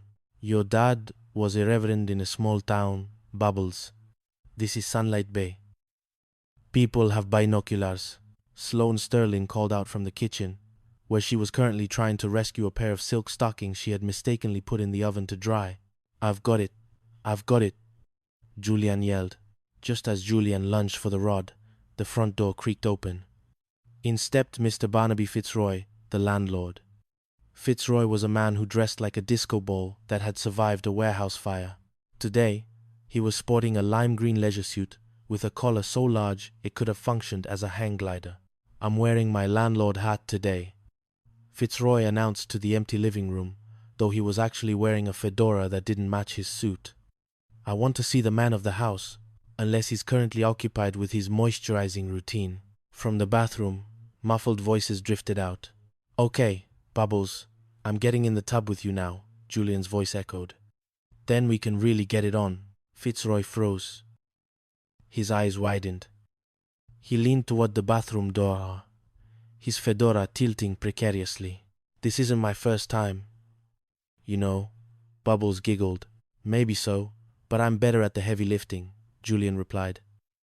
"Come on, Bubbles, a little less talk, a little more action. Do your part, I'll do mine." Fitzroy's jaw hit his chest. He clutched his heart, convinced he was witnessing the moral decay of Sunlight Bay in real time. He burst into the bathroom, ready to deliver a sermon on decency, only to find Julian fully clothed, tangled in 6 feet of floral-patterned vinyl, and Bubbles holding a screwdriver upside down. "Aha!" Fitzroy shouted. "How did you get your clothes on so fast?" Julian stared at him. "Mr. Fitzroy, I've been wearing these jeans since Tuesday. Don't play innocent with me, Vance." "I heard, rub-a-dub-dub. I heard. Get it on. We were talking about the curtain rod." Sloane yelled, appearing in the doorway with a charred pair of pantyhose. Fitzroy looked from the curtain to the oven-scorched stockings. He sighed, the wind leaving his lime green sails. "I came up here for a reason, and now I've forgotten it. You people are driving me to an early grave. And Julian? That curtain is hideous. It clashes with your eyes. Chapter 2. The Great Goose Egg Hysteria. The piece at Zenith Heights lasted approximately 45 minutes. It ended when Bubbles, attempting to exit the tub she had finally finished curtaining, slipped on a rogue bar of lavender soap. The sound of her head hitting the porcelain was like a mallet hitting a marimba. "Bubbles! Speak to me," Sloane cried, rushing in. Bubbles looked up, her eyes crossing slightly. "Is it Christmas?" "Because I see a lot of lights. It's 8 o'clock at night, honey," Julian said, cradling her head. "You've got a bump the size of a grapefruit. We're going to the hospital." "No, I'm fine. I just want to go to bed," Bubbles insisted. "The doctor said you shouldn't sleep with a concussion," Julian argued. "In fact, if you go to bed, we all go to bed." "I'll go to bed with you," Fitzroy, who had been lingering in the hallway hoping for a leftover snack, popped his head back in. "I knew it! A Roman orgy! In my building! It's a medical emergency, Barnaby," Sloane snapped. At the hospital, the drama reached a fever pitch. A misunderstanding involving a tired intern and a chart for a different patient led Sloane and Julian to believe Bubbles was going at any time. "She's so brave," Sloane sobbed into Julian's shoulder in the waiting room. "She wanted to say goodbye to the nurses. She even asked for firecrackers so she could go out with a bang." Julian wiped a tear. "She was the sweetest bubblehead I ever knew. Remember when she asked the phone man for a 2-foot cord because it only had to reach her ear? When they finally entered the room to say their final goodbyes, they found Bubbles sitting up, eating a double order of hospital jello. "Hi guys, the doctor says I'm perfectly normal," Bubbles chirped. "Normal?" Julian gasped. "But he said you could go at any time." "Yeah," Bubbles nodded. "He meant I was discharged. I can go home. Isn't it wonderful? Also, did you know ears are perfectly placed to hold up glasses?" God was so practical. Sloane fainted. Julian just sat on the edge of the bed and wondered if the jello was strawberry or cherry. Chapter 3. The Assertiveness of the Elephant. A few weeks later, Julian found himself in a crisis of confidence. His boss, the tyrannical Dean Dithers of the Sunlight Bay Culinary Academy, was forcing him to cook a 7-course gourmet meal for his snobbish friends for free. "I can't say no, Sloane," Julian lamented. "He's an authority figure. He has eyebrows that look like caterpillars." "You need Dr. Pompous," Sloane suggested, handing him a brochure. "He specializes in assertiveness training. His book is called Yes is a 4-letter word." Julian visited the doctor's office, a room filled with mirrors and the scent of ego. "Sit down, Tripper," Dr. Pompous barked. Julian sat. "Stand up." Julian stood. "You're a wimp," the doctor shouted. "I want you to be an elephant. Imagine yourself in the jungle. Move your massive hooves. Swing your trunk." Julian began to trumpeting. He felt powerful. He felt grey. He felt wrinkly. "Now," the doctor whispered, "use the B-A-R-K method. Be somebody. Act like somebody. React like somebody. Collect your rewards." "Isn't collect spelled with a C?" Julian asked. "It would be B-A-R-C, you idiot. Nobody respects a man who barks. They respect a man who barks." Julian returned to the academy, fueled by his inner pachyderm. He stormed into Dean Dithers' office. "I'm an elephant," Julian screamed. "And this elephant doesn't cook for free. If you try to stop me from graduating, I'll tell the local newspapers about your slave labor gourmet parties." "Bark, bark, bark." The dean, terrified by the sight of a sweating chef trumpeting in his face, immediately backed down. Julian returned home a hero, but the barking didn't stop there. He barked at the mailman. He barked at a squirrel. He even barked at Fitzroy when the landlord tried to charge them for a noise tax. "Be careful, Julian," Sloane warned. "Power corrupts. And you're starting to look like you want a peanut." Chapter 4. The Penthouse and the Poker Game. The Zenith Heights crew was soon approached by a man named Mr. Grifter, whom Julian had supposedly saved from choking in a fancy restaurant. "I owe you my life," Griffith declared, wiping fake tears. "I own the Paradise Towers, a 100-story penthouse overlooking the ocean. It's yours, rent-free for a year." The trio began packing immediately. Bubbles was already deciding which window the sun would hit best for her tan. Fitzroy was devastated to lose his favorite tenants. "I'm quitting," Fitzroy told his brother Bart over the phone. "I'm going to be the manager of Paradise Towers." "I hate your pointed head, Bart. I hate your mangy dog." However, the dream crumbled during a celebratory dinner Julian cooked for Grifter. Sloane recognized the man. "You're the guy who chokes in every restaurant in town just to get out of the bill," she accused. Grifter shrugged, his mouth full of Julian's squab. "A man's got to eat, and for the record, there is no Paradise Towers. But if there were, the doormen would have lovely purple uniforms." He tipped an imaginary hat and vanished, leaving them with a cold dinner and a very angry landlord who had just insulted his brother's dog for nothing. To smooth things over, Julian and the girls organized a poker game, but this wasn't any poker game. Thanks to Leo, the leopard Lorenzo, Julian's best friend, and a man who could sell ice to a penguin, it turned into a strip poker game. "Nobody buys anything from Bubbles," Julian whispered to the guys. Bubbles had recently taken a job selling Everglow cosmetics and was threatening to quit her real job to do it full-time. Julian's plan was to have everyone reject her products so she wouldn't make the mistake of quitting. The night was a disaster of missing clothes and high stakes. Fitzroy ended up in his polka dot boxers, while Julian tried to explain to a police officer why there was a naked man in the living room. "It's a cultural exchange," Julian offered. Bubbles ended up selling 57 tubes of Sunset Mauve lipstick to Fitzroy, who was so delirious from losing his shirt that he thought they were cigars. Chapter 5. The Rose and the Thorns.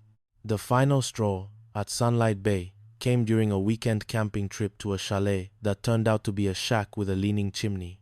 Leo Lorenzo had invited a beautiful actress named Laura, telling her that Julian was a world-famous movie director looking for a new star. "Oh, Mr. Vance," Laura purred, draped over a log. "Tell me about your vision for the commercial." "I'm a chef, Laura," Julian, see her, itching his arm. "A chef? Oh, I see. Method directing. You want me to feel the hunger." The trip devolved into chaos as Sloane and Bubbles tried to set up a tent that kept collapsing like a sad umbrella. Fitzroy had tagged along, obsessed with finding wild strawberries for a woman named Lana who was stalking Julian. "Strawberries aren't in season, Barnaby," Julian yelled from a hammock. "I'll find them," Fitzroy vowed, disappearing into the brush. He returned an hour later with a handful of itchy-looking leaves. "Look, wild strawberry leaves. Lana will be mine." By Sunday morning, the entire group was covered in poison oak. Julian, who had spent the night sleeping in a bathtub-shaped depression in the ground, looked at his roommates. "You know," he said, scratching his nose with a spatula, "life at Zenith Heights might be crazy. We might have a landlord who dresses like a neon sign, and we might have a roommate who thinks squirrels are just furry birds." "They aren't?" Bubbles asked. "But," Julian continued, "there's no place I'd rather be." "Come and knock on our door," Sloane sang, helping Bubbles out of a tangled sleeping bag. "We've been waiting for you." Bubbles joined in. Julian smiled, even as he realized he had accidentally packed the poisoned oak leaves in his chef's bag. "Yeah. Just make sure you knock first. I might not be decent."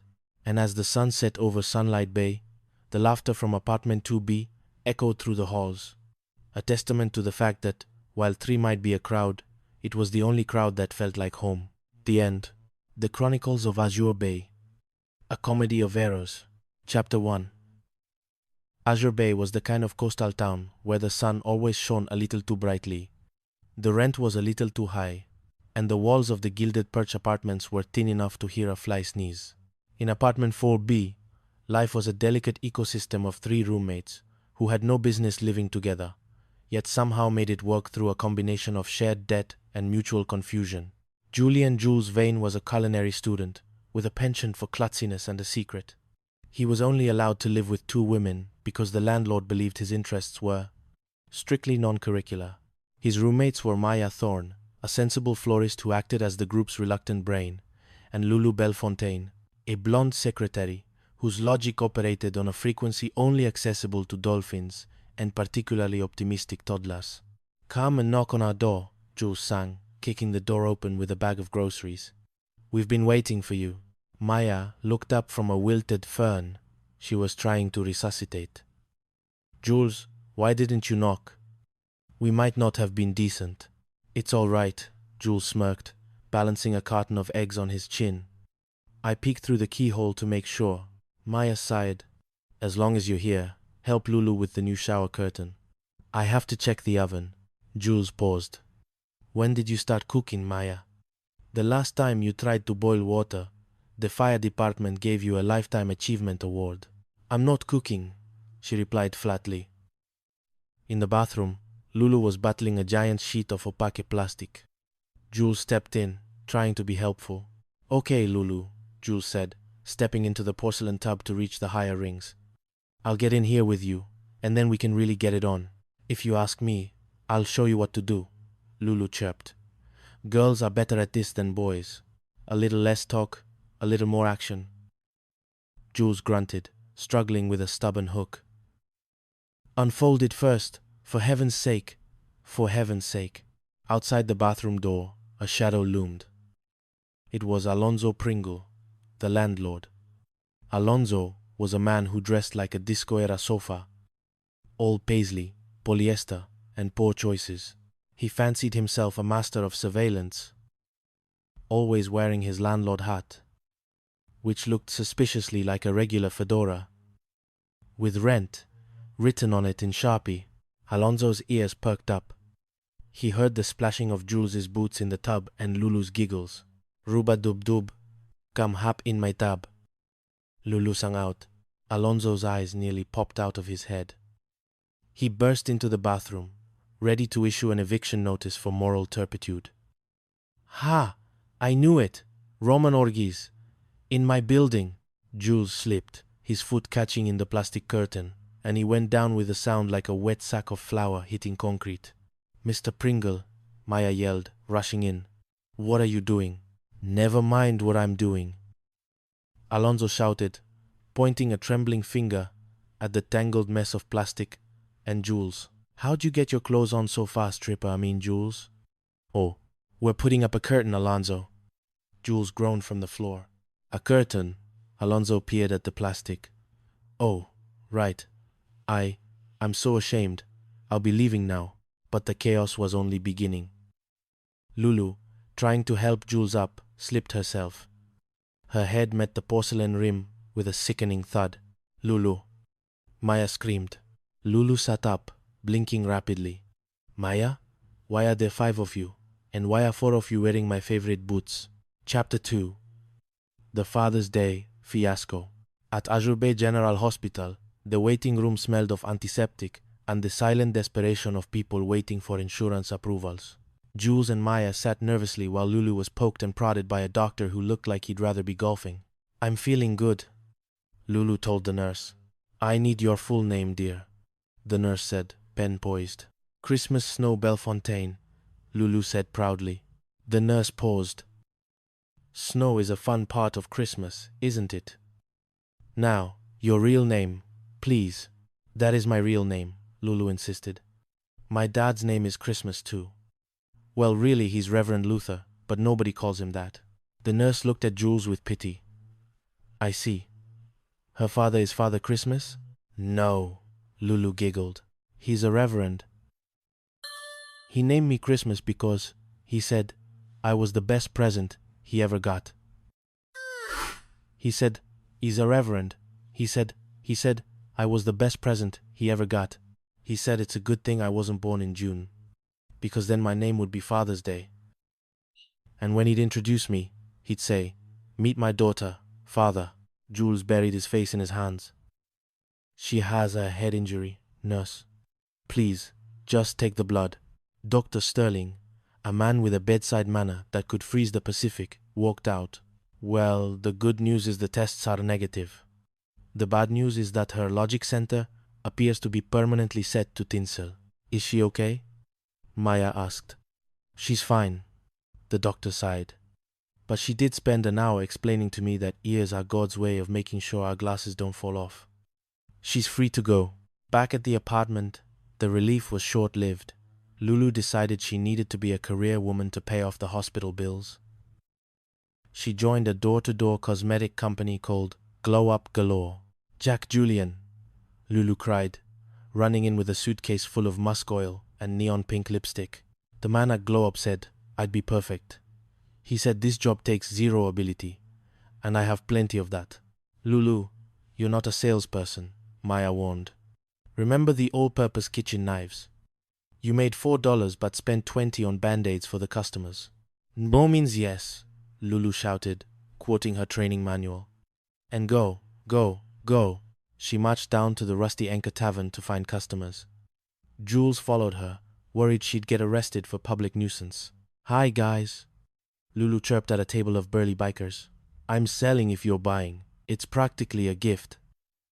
Look at this aftershave.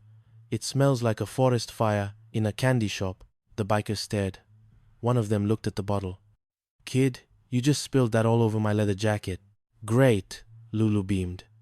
Now you're scented. That'll be $10. Jules dragged her out before the biker could demonstrate a surgical procedure on Lulu's neck. To spare her feelings, Jules made a deal with their sleazy neighbor, Desmond Des Sterling. Des was a man who lived his life in the checks in the mail lane. Look, Des, Jules whispered. I'll fix your kitchen light if you buy some of Lulu's junk. Just make her feel successful so she doesn't quit her real job. Deal. Des smirked. But I want you to fix it while wearing a French-made outfit. Not happening, Des. The plan backfired spectacularly. Lulu was so emboldened by her sale to Des that she decided to quit her secretarial job to sell lipstick full-time. I'm a mogul, Lulu cheered.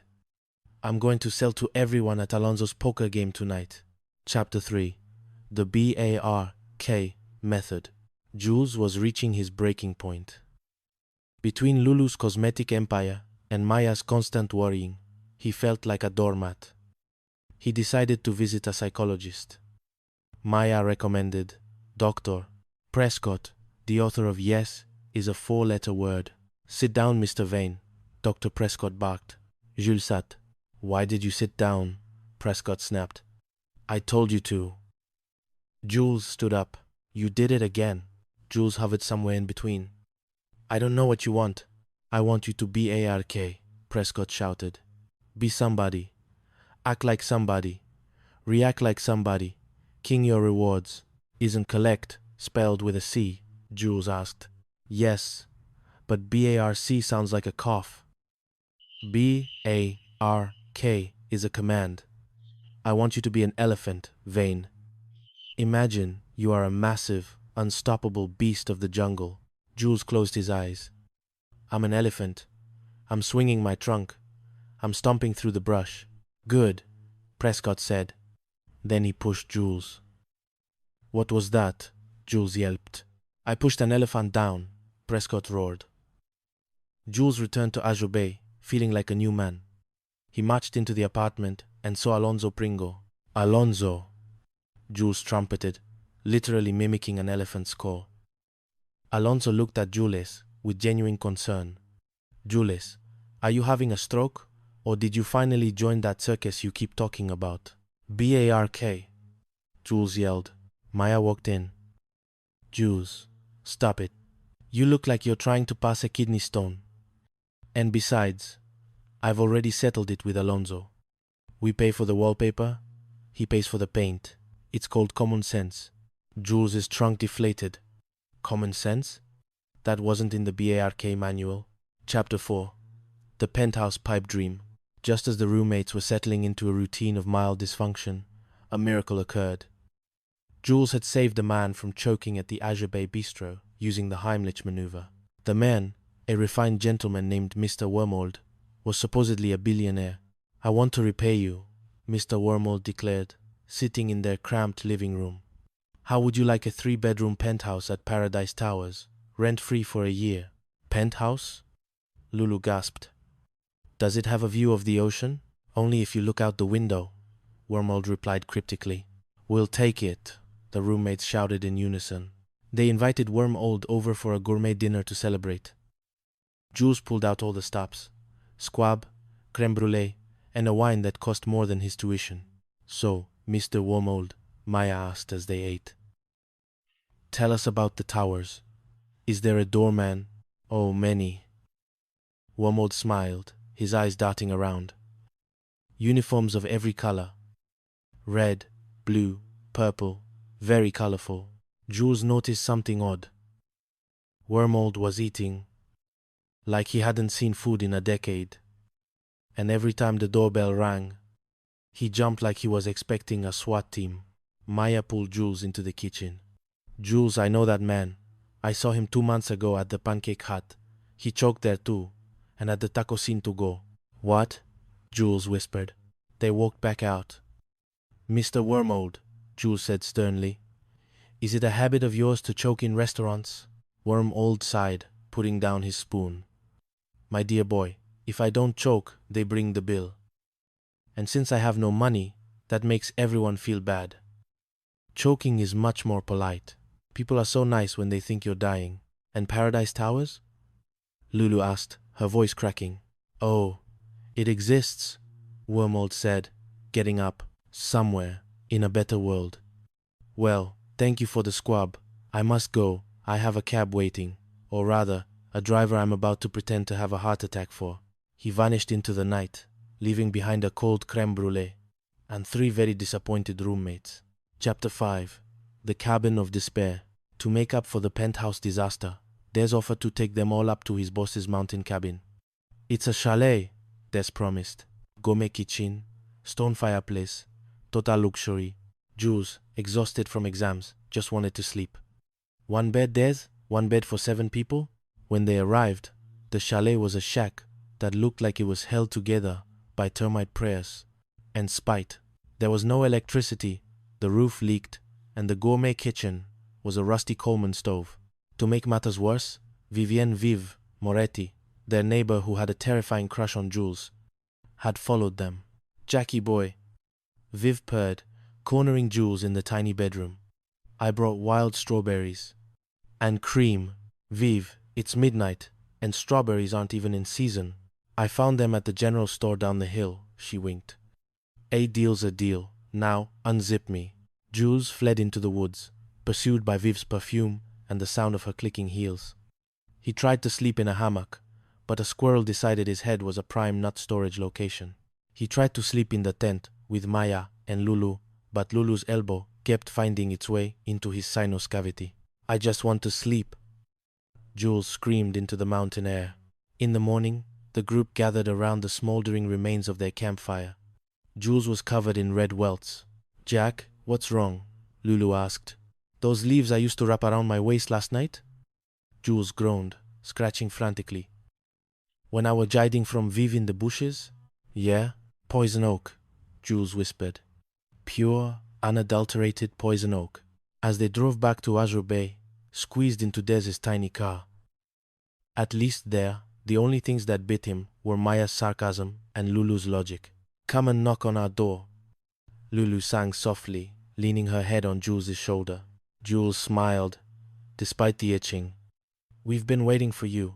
The end. The Gilded Seagull. A San Juniper Farce. Chapter 1. The Bathtub Ballet. The town of San Juniper was a place where the sun was always gold, the ocean was always turquoise, and the logic was always optional. At the heart of this coastal daydream stood the Gilded Seagull, an apartment complex of questionable architectural integrity but undeniable charm. In apartment 2B, the morning began with its usual rhythm of chaotic domesticity. Julian Jules Vanet, an aspiring chef with a penchant for burning everything except his bridges, was currently dodging a flying piece of toast. Jade Sterling, the pragmatic owner of Jade's Jungles, a florist shop that was currently the only thing keeping the trio solvent, was staring at the thermostat with the intensity of a bomb squad technician. Between them sat Chloe Coco Winter, a woman whose mind operated on a frequency that only golden retrievers and certain types of wind chimes could understand. I'm telling you, Jules. Jade sighed, adjusting her headband. If we don't get the shower curtain up, Reginald is going to have a fit. He's already suspicious about the arrangement. Reginald P. Bumblemore was their landlord, a man who dressed like a colorblind pirate and possessed the hearing of a fruit bat. Reginald was convinced that apartment 2B was a den of iniquity, despite Jules being the only male resident and currently wearing a pair of kiss-the-cook oven mitts. "I'll handle the curtain," Jules declared, puffing out his chest. "I am a man of many talents. Curtains are just vertical tablecloths." Inside the bathroom, the drama unfolded with the grace of a collapsing scaffolding. Coco was standing in the tub, trying to navigate a plastic sheet that had the structural integrity of wet pasta. "Jules, I can't find the hooks," Coco cried. Jules hopped into the tub to assist. "Move over, Coco. If you just unfold the pleats, wait, don't step there. Thank you for watching. For Washington Day. Fania Tapani." Fania Tapani. The resulting entanglement was spectacular. From the hallway, the sound of splashing water, heavy breathing, and Jules yelling, "I'm going to get in the tub with you, and then we can get it on," drifted through the thin door. It was at this precise moment that Reginald Bumblemore, sporting a lime green leisure suit and a toupee that looked like it was trying to escape his head, leaned his ear against the wood. "Aha," Reginald whispered to the hallway. "Roman orgies. In the afternoon." Inside, the struggle intensified. "Chloe, a little less talk and a little more action." Jules grunted. "You do your part, I'll do mine. I don't think it'll reach." Coco squealed. Reginald couldn't take it anymore. He burst through the door, pointing a finger of righteous indignation. "Stop! In the name of the San Juniper Housing Authority." The silence that followed was heavy. Jules and Coco were draped in 6 yards of floral print vinyl. "How did you get your clothes on so fast?" Reginald demanded, eyes darting around the room for discarded garments. "Mr. Bumblemore," Jade said, appearing in the doorway with a weary expression. "They are hanging a shower curtain." "Likely story," Reginald scoffed, though his shoulders slumped. "Mostly because I wasn't invited to the party I thought was happening. But the day was far from over." In the confusion of Reginald's exit, Coco slipped on a stray soap bar. The thud was loud enough to vibrate the floorboards. Chapter 2. The Final Countdown. Or not. The hospital room smelled of lemon-scented bleach and impending doom. Coco lay in the bed, looking perfectly healthy except for a small bump on her forehead and an expression of profound confusion. "How many fingers, Coco?" the doctor asked. 12, she said confidently. "Wait, no. 2 in a V and 3 folded down. That's 5? The doctor sighed and pulled Jules and Jade into the hallway. "The tests are back. It's an inner ear disturbance, but we need to do a brain scan to be sure it isn't a cranial hemorrhage. There is a possibility." "The worst possibility." "The worst?" Jade gasped, her eyes filling with tears. "You mean she's going to?" "I'll be back," the doctor said, distracted by a paging beep. Misunderstanding is the engine of San Juniper life. By the time Jules and Jade returned to the room, they had convinced themselves that Coco was on her final lap. "Oh, Coco," Jules sobbed, clutching a bunch of wilted daisies. "We're going to miss you so much. The way you hog the bathroom, the way you think the moon is a giant street lamp." "Why are you crying?" Coco asked, happily munching on a Jell-O cup. "The doctor said I can go at any time." "Any time!" Jade wailed. "So fast. He said it was only a possibility, but now it's certain. Well, he told me around noon." Coco added, "Noon. We only have hours." Jules fell to his knees. The drama escalated until Reginald Bumblemore arrived with a get-well card that actually said deepest sympathies because it was on sale. When the doctor finally returned and explained that going meant discharged from the hospital, the relief was so great that Jade actually fainted into a laundry cart. Chapter 3. 1. The Luster Life Hustle. A week later, Coco decided she needed a career change. "I'm going to be a Luster Life consultant," she announced, dumping a box of neon pink lipsticks onto the coffee table. "The man who hired me said I have no discernible skills, so I'd be perfect for sales. Jules and Jade exchanged looks of terror. The last time Coco tried to sell something, a multi-purpose kitchen tool called the Slicer Dicer Drowner, she had accidentally mown down half the neighborhood's prize petunias. Coco, honey, Jules said gently. Selling is hard. You have to be tough. You have to never take no for an answer. No means yes? Coco asked, tilting her head. In sales. Yes, Jules lied. The result was a disaster. Coco hit the local bar, the Regal Anchor, where she proceeded to spill an entire bottle of musk of the Midnight Prowler onto a man's trousers. When he yelled, "No," Coco smiled and said, "I know that means yes. Would you like the matching aftershave?" Determined to save her from quitting her actual job as a secretary, Jules and Jade devised a plan. They would rig a failed sales pitch to show her she wasn't cut out for it. They invited the neighborhood's most predatory socialite, Vivienne Vine, over for a presentation. Just buy one thing, and then tell her the rest is garbage, Jules whispered to Vivienne. But the plan backfired. Jules had also invited Reginald for a poker game, and in the confusion of a strip poker, misunderstanding, long story involving vinyl chairs and a lack of air conditioning, Reginald ended up buying 57 shades of Luster Life lipstick just to get everyone out of his apartment. "I'm a mogul," Coco screamed, throwing glitter into the air. "I'm quitting my job tomorrow." It took Jules dressing up in a giant cardboard box and pretending to be a cosmetic inspector to finally convince her that her sales were a fluke. Chapter 4. The Bark Method. Jules was tired of being pushed around. Reginald wouldn't fix the stove. The dean at the Culinary Institute was making him cook 7-course meals for free. And even the local pigeons seemed to be mocking him. "You need Dr. Pavlov's assertiveness boot camp," Jade suggested. Jules went. Dr. Pavlov was a man who looked like he ate gravel for breakfast. "Tripper, sit down. Stand up. Sit down. You're a wimp. You're a puddle of custard."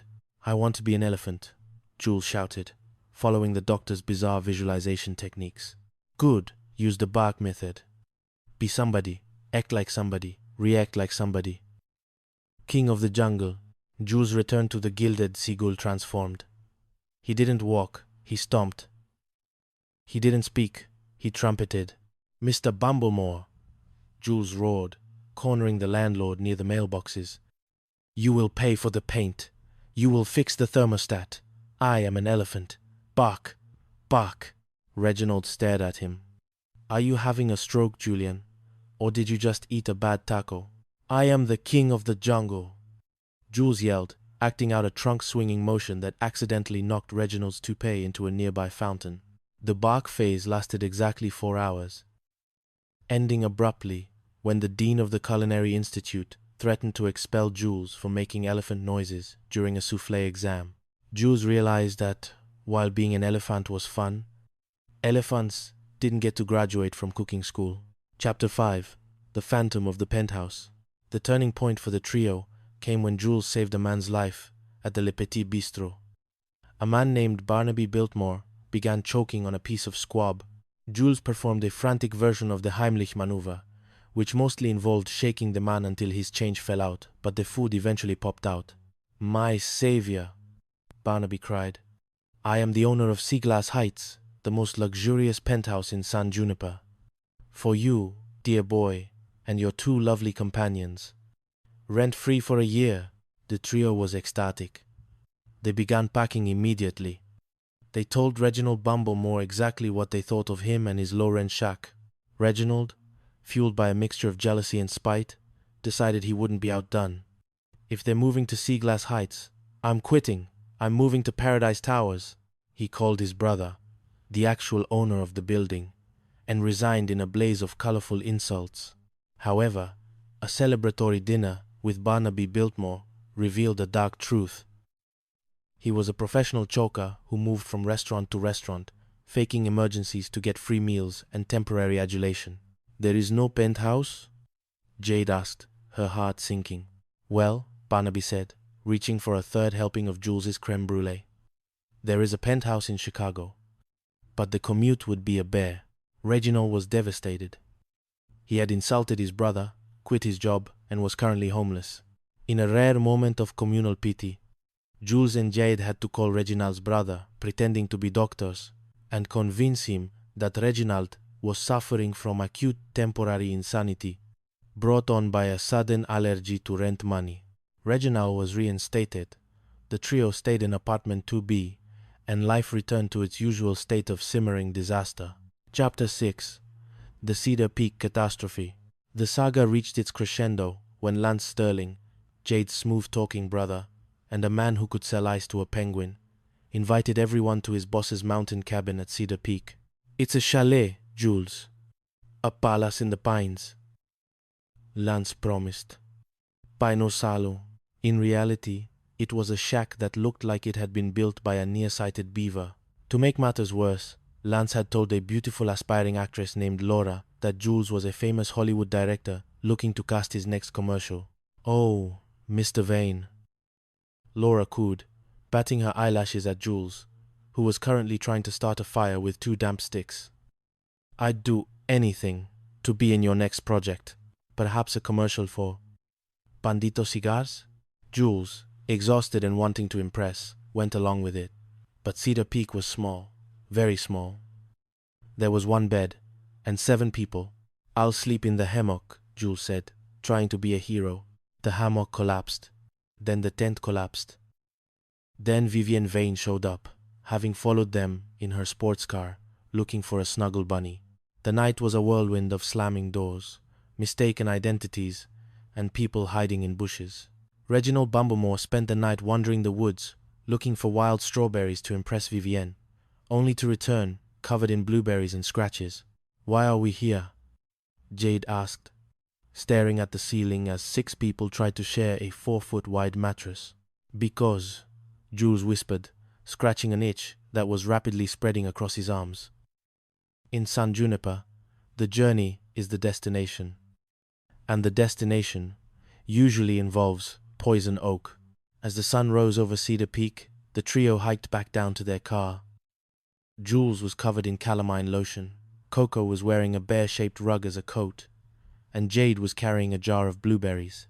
"You know," Coco said, looking back at the crumbling cabin, "I think I finally figured out that story about the submarine and the diamonds." "What story, Coco?" Jules asked warily. "The one where they all lived happily ever after because they had each other." She smiled. "That wasn't the story, Coco," Jade sighed. "But it's close enough." They drove back toward the golden sun of San Juniper, ready for the next misunderstanding, the next rent hike, and the next time the shower curtain would inevitably fall. The end. The Malibu Mix-Up. A Novel of Errors. Chapter 1. The Curtains of Chaos.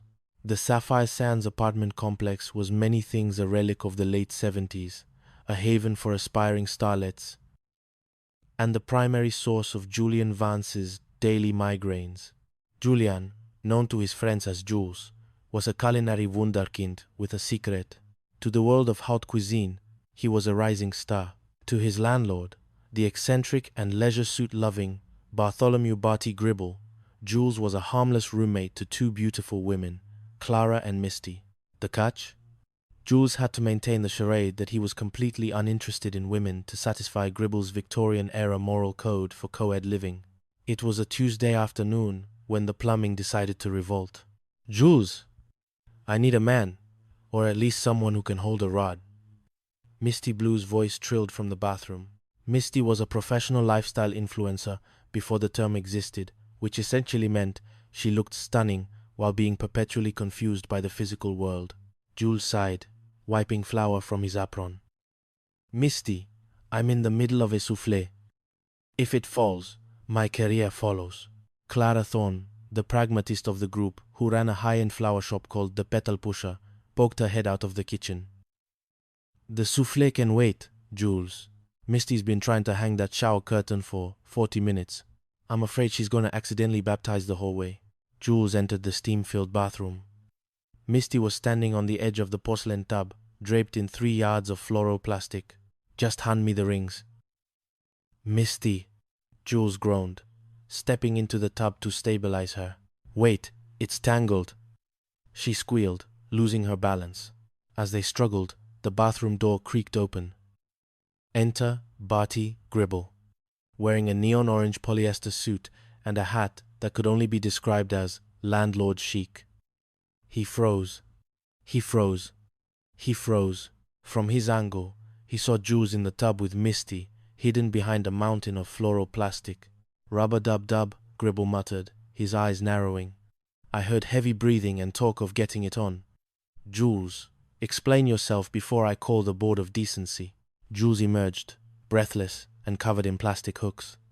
Mr. Gribble, it's just a curtain. We were unfolding it. Unfolding it? In the tub? Together? Gribble scoffed.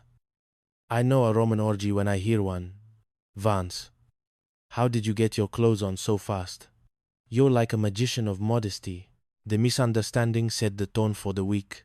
Gribble spent the next 3 hours lurking in the hallway with a stethoscope pressed to the drywall, convinced that apartment 4C was a den of iniquity disguised as a shared living space. Chapter 2. The hospital hysteria. The physical comedy took a turn for the dramatic when Misty, still reeling from the curtain incident, actually slipped in the tub. The sound of her head hitting the porcelain echoed through the apartment like a gunshot. Misty, how many fingers? Jules shouted, holding up his hand. 7. Misty whispered, her eyes unfocused. And why are they dancing the tango? An hour later, they were in the sterile, neon-lit halls of the Seaport Memorial Hospital. Clara was a nervous wreck, pacing the linoleum. Jules was trying to flirt with a nurse to get information, which was difficult, given he had to pretend he was only interested in her shoe choice. The resident physician, a man who looked like he hadn't slept since the Eisenhower administration, emerged with a clipboard. She has a minor concussion, but we need to run tests. A brain scan, perhaps. The symptoms of an inner ear disturbance can be tricky. Jules and Clara sat in the waiting room, the silence heavy. What if she's going? Clara sobbed. What if Misty's influencer days are over? Who will tell people which avocado toast is the most vibrant? Don't say that, Clara, Jules said, his voice cracking. She's a survivor. She once survived 3 days without a hairdryer in the desert, in the hospital bed. Misty was having a completely different experience. Through the haze of painkillers, she had misinterpreted the doctor's words. When he said, "You can go at any time," he meant she was cleared for discharge. Misty, however, thought he meant she was headed for the great beyond. When Jules and Clara entered the room, Misty was somber. "I'm ready," she whispered. "Tell the world that my last post should have had more filters." "Misty, no," Jules cried, falling to his knees. "Don't go. I'll do the dishes for a month. I'll stop pretending I'm into show tunes." "It's okay, Jules," Misty said, patting his head. "I want to say goodbye to the nurses. They were so brave to handle my lack of insurance." It took 45 minutes of weeping, a frantic call to a priest, and a very confused janitor before the doctor returned to clarify that Misty was merely good to go home. The relief was so immense that Clara fainted. Jules accidentally hugged Gribble, who had shown up to collect the hospital stay rent surcharge, and Misty asked for a burger.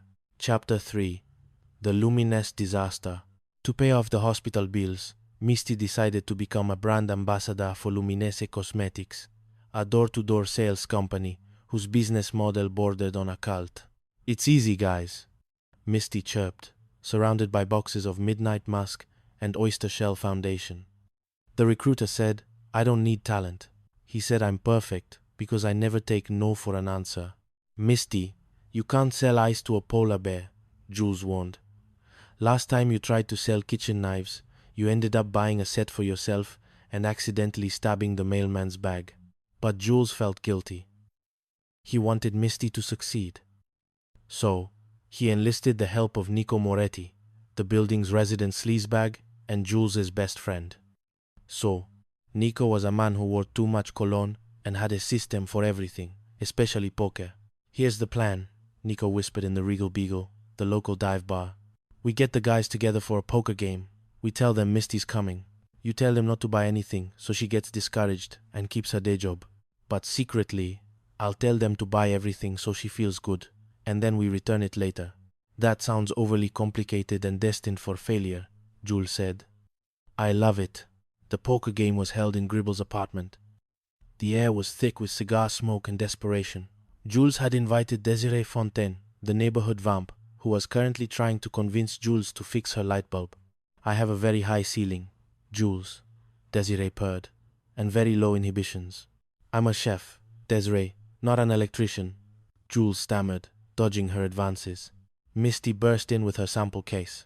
Who wants to look radiant? Following Jules' secret and poorly communicated instructions, the men at the table, including a very confused Gribble, began buying everything. I'll take 12 shades of desert sunset lipstick, Gribble shouted, fueled by cheap gin and a desire to be one of the boys. I'll take the seaweed rejuvenation mask, Nico added. Misty was ecstatic. I'm a natural. I'm quitting my job at the office tomorrow. I'm going to be the queen of Lumines. Jules's face went pale. Wait, Misty. No, they're only buying it because I'm a powerhouse.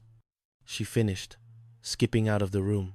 The night ended with Jules having to confess the ruse while wearing a luminescent box over his head to hide his shame, Misty crying in the kitchen, and Gribble, realizing he now owned enough lipstick to paint the entire apartment complex.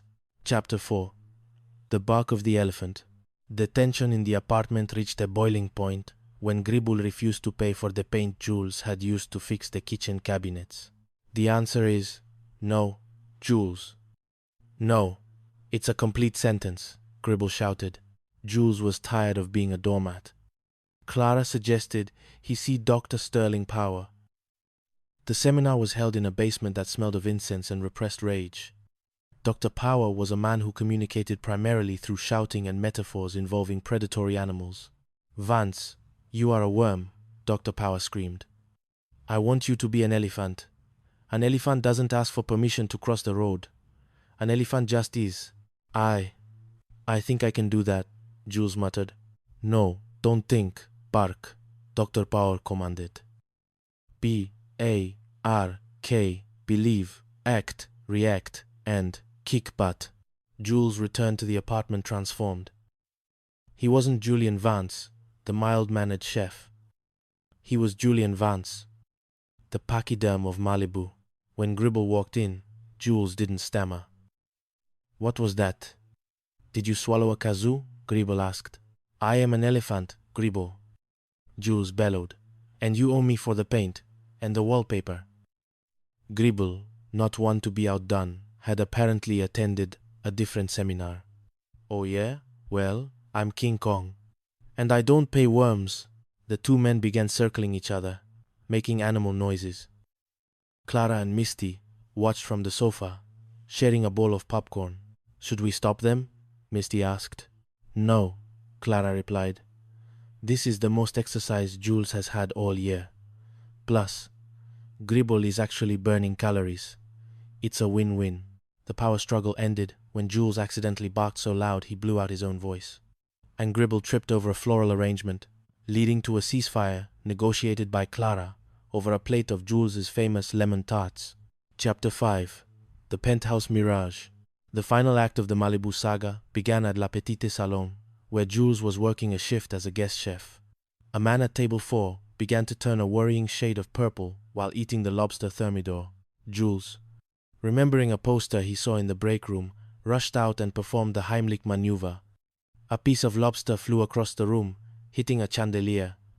The man breathed. You saved me, the man gasped. I am Arthur Wormold. I am the owner of everything you see. How can I repay you? I mine D. Well, Jules joked, a rent-free year in a penthouse wouldn't hurt. Done, Wormold cried. Paradise Towers, 3 bedrooms, ocean views, rent-free for a year. Jules, Clara, and Misty were in heaven. They spent the next 3 days packing. They even told Gribble to shove his lease where the sun doesn't shine, which Jules immediately regretted but felt was necessary for his new elephant persona. They invited Wormold over for a thank-you dinner. Jules prepared a 7-course feast. As they sat down to eat, Clara noticed something. Mr. Wormold, she said slowly. I recognize you. Didn't I see you choking at the Regal Beagle last month? And the Pancake House the week before? Wormald stopped mid-bite. Ah, you have a keen eye, my dear. It's a hobby, really. If I choke before the bill comes, people are so grateful I'm alive, they forget to charge me. It's the ultimate life hack. Jules dropped his fork. And Paradise Towers? A lovely name, isn't it? Wormald smiled. I'm sure someone will build it eventually. I, however, live in a studio apartment behind a dry cleaner. But the lobster tonight? Magnificent. The realization hit like a cold shower. They had no penthouse, they had no rent-free year, and they had just insulted Gribble so badly, he was currently downstairs changing the locks. The 3 roommates had to perform the most humiliating crawlback in the history of Malibu. It involved Jules baking 48 loaves of bread, Misty promising to weed Gribble's garden for a year, and Clara giving him a lifetime supply of funeral arrangements, which Gribble found strangely comforting. Chapter 6. The Cabin of Horrors. To decompress from the Wormald affair, Nico convinced the gang to go to a mountain cabin owned by his boss. It's a chalet, Jules. High-end, privacy, nature, Nico promised. What they found was a shack that appeared to be held together by spiderwebs and hope. To make matters worse, Nico had invited a beautiful actress named Laura, telling her that Jules was a famous Japanese movie director to impress her. Director Vance, Laura gushed, throwing herself at Jules. I'll do anything for a role in your next commercial. I can play a housewife. I can play a sentient soda bottle. Use me. I'm a chef, Laura. I cook noodles. I don't film them, Jules cried, while trying to find a place to sleep. The cabin was overcrowded. Desiree Fontaine showed up, followed by Gribble, who was looking for wild strawberries. And finally, a sudden rainstorm trapped them all inside. 7 people, 1 bed, and a bucket for a roof. As the night wore on, the lies unraveled. Laura realized Jules couldn't direct a traffic circle. Gribble realized Desiree was only using him for his strawberry gathering skills, and Jules realized he had accidentally used a bunch of pretty leaves to bolster his hammock. Jules, Clara whispered in the dark, those leaves you're wrapped in, they have 3 points. So? Jules scratched his arm. They're decorative. It's poison oak. Jules. The novel ends with the entire group piled into a cramped station wagon, speeding back to the Sapphire Sands. Jules was covered in calamine lotion, Misty was complaining about the lack of Wi-Fi in the wilderness, and Clara was already planning next week's flower arrangements. As they pulled into the parking lot, Gribble looked at them through his rear-view mirror. You know, despite the itching and the lies, we really are a lovable space that needs your face. Shut up, Barty, Jules groaned, scratching his leg with a spatula. And so, life in Malibu continued a never-ending cycle of slammed doors, misinterpreted dialogue, and the enduring, hilarious bond of 3 roommates who probably should have lived alone, but were much too entertaining together. The Gilded Seagull, a comedy of errors in Azure Bay. Chapter 1. The Polyester King and the Shower Curtain Caper. The Gilded Seagull was not, as the name might suggest, a luxury resort. It was a 3-story apartment complex in the coastal city of Azure Bay, painted a shade of beige that could only be described as depressed oatmeal. In apartment 4C, however, life was anything but beige. Jules Vane, a man who could turn a simple omelette into a theatrical production and a kitchen fire, was currently pinned against the cold porcelain of the bathtub. Above him stood Bibi Bloom, a woman whose heart was as large as her understanding of logic was small. Bibi was a secretary, though her filing system was based entirely on the colors of the rainbows and whether or not she liked the person's name. Just hold the rod, Jules. If we don't get these curtains up, Sloane is going to kill us, Bibi chirped, her blonde pigtails bouncing with every frantic movement. Sloane Rivers, the 3rd inhabitant of 4C and the only one with a functioning sense of reality, was currently in the kitchen. Sloane was a florist who treated her plants better than her roommates, mostly because the plants didn't talk back or set the toaster on fire. I'm holding it, Bibi, but you're standing on my foot, Jules hissed. And why is the tub wet? Who takes a shower before putting up the curtain? I wanted to make sure the water pressure was okay for the rings, Bibi explained, which made perfect sense in the sprawling, neon-lit labyrinth of her mind. Outside the bathroom door, Barnaby Bumble was lurking. Barnaby was the landlord of the Gilded Seagull, a man who dressed exclusively in leisure suits that had been out of style since the Nixon administration. He wore a toupee that looked like a startled squirrel and possessed a mind that lived perpetually in the gutter. Barnaby pressed his ear against the wood. "Okay, Bibi," Jules's voice echoed from inside. "I'll get in the tub with you. Then we can get it on." Barnaby's eyes nearly popped out of his skull. He adjusted his lime green cravat. "If you ask me, I'll show you what to do," Bibi giggled. "This isn't exactly the first time I've ever done this." "Maybe so," Jules grunted, "but girls are better at this than boys. Come on, Bibi. A little less talk and a little more action, okay? You do your part, I'll do mine." "I don't think it'll reach," Bibi cried. "Of course not," Jules shouted. "You've got to unfold it first." Barnaby Bumble couldn't take it anymore. He burst into the bathroom, his face the color of a ripe beet. "Aha, caught in the act. I knew it. Roman orgies in apartment 4C, not on my watch." Jules was sprawled in the tub, wrapped in 6 yards of floral pattern plastic. Bibi was holding a screwdriver like a magic wand. They both stared at Barnaby. "Mr. Bumble?" Sloane asked, appearing in the doorway, drying her hands on an apron. "What on earth are you doing in our bathroom?" "I heard it." Barnaby pointed a trembling finger at the tub. "The rub-a-dub-dubbing. The unfolding. How did you get your clothes on so fast? Vane. It's a shower curtain, Barnaby," Jules said, disentangling himself from a plastic flamingo. "We were putting up a shower curtain. What did you think we were doing? Building a nuclear reactor?" Barnaby deflated. He looked at the floral plastic. He looked at Jules's fully clothed, albeit damp, body. I have never been so ashamed of doing nothing. I apologize. I'm leaving. I forgot why I came up here, anyway." As Barnaby shuffled out, muttering about the decline of Western civilization, Bibi turned to Jules. "He's so weird. Anyway, help me up." But as Bibi stepped out of the tub, her foot caught on the edge. With a squeak that sounded like a panicked mouse, she slipped. Her head hit the tile with a sickening thwack. "Bibi!" Sloane screamed. The comedy had just taken a very dramatic turn. Chapter 2. The Great Departure, Misunderstanding. The emergency room of Street Jude's by the sea smelled of floor wax and impending bills. Sloane paced the linoleum floor, while Jules stared blankly at a poster explaining the food pyramid. "She's been in there for 2 hours," Sloane whispered, her eyes red. "Bibi is my sister, Jules. Well, not biologically, but spiritually. If anything happens to that bubblehead, I'll never forgive myself for making her help with the curtains." "She's going to be fine," Jules said, though his own hands were shaking. "Bibi has a very thick skull. It's protected by layers of sunshine and fluff."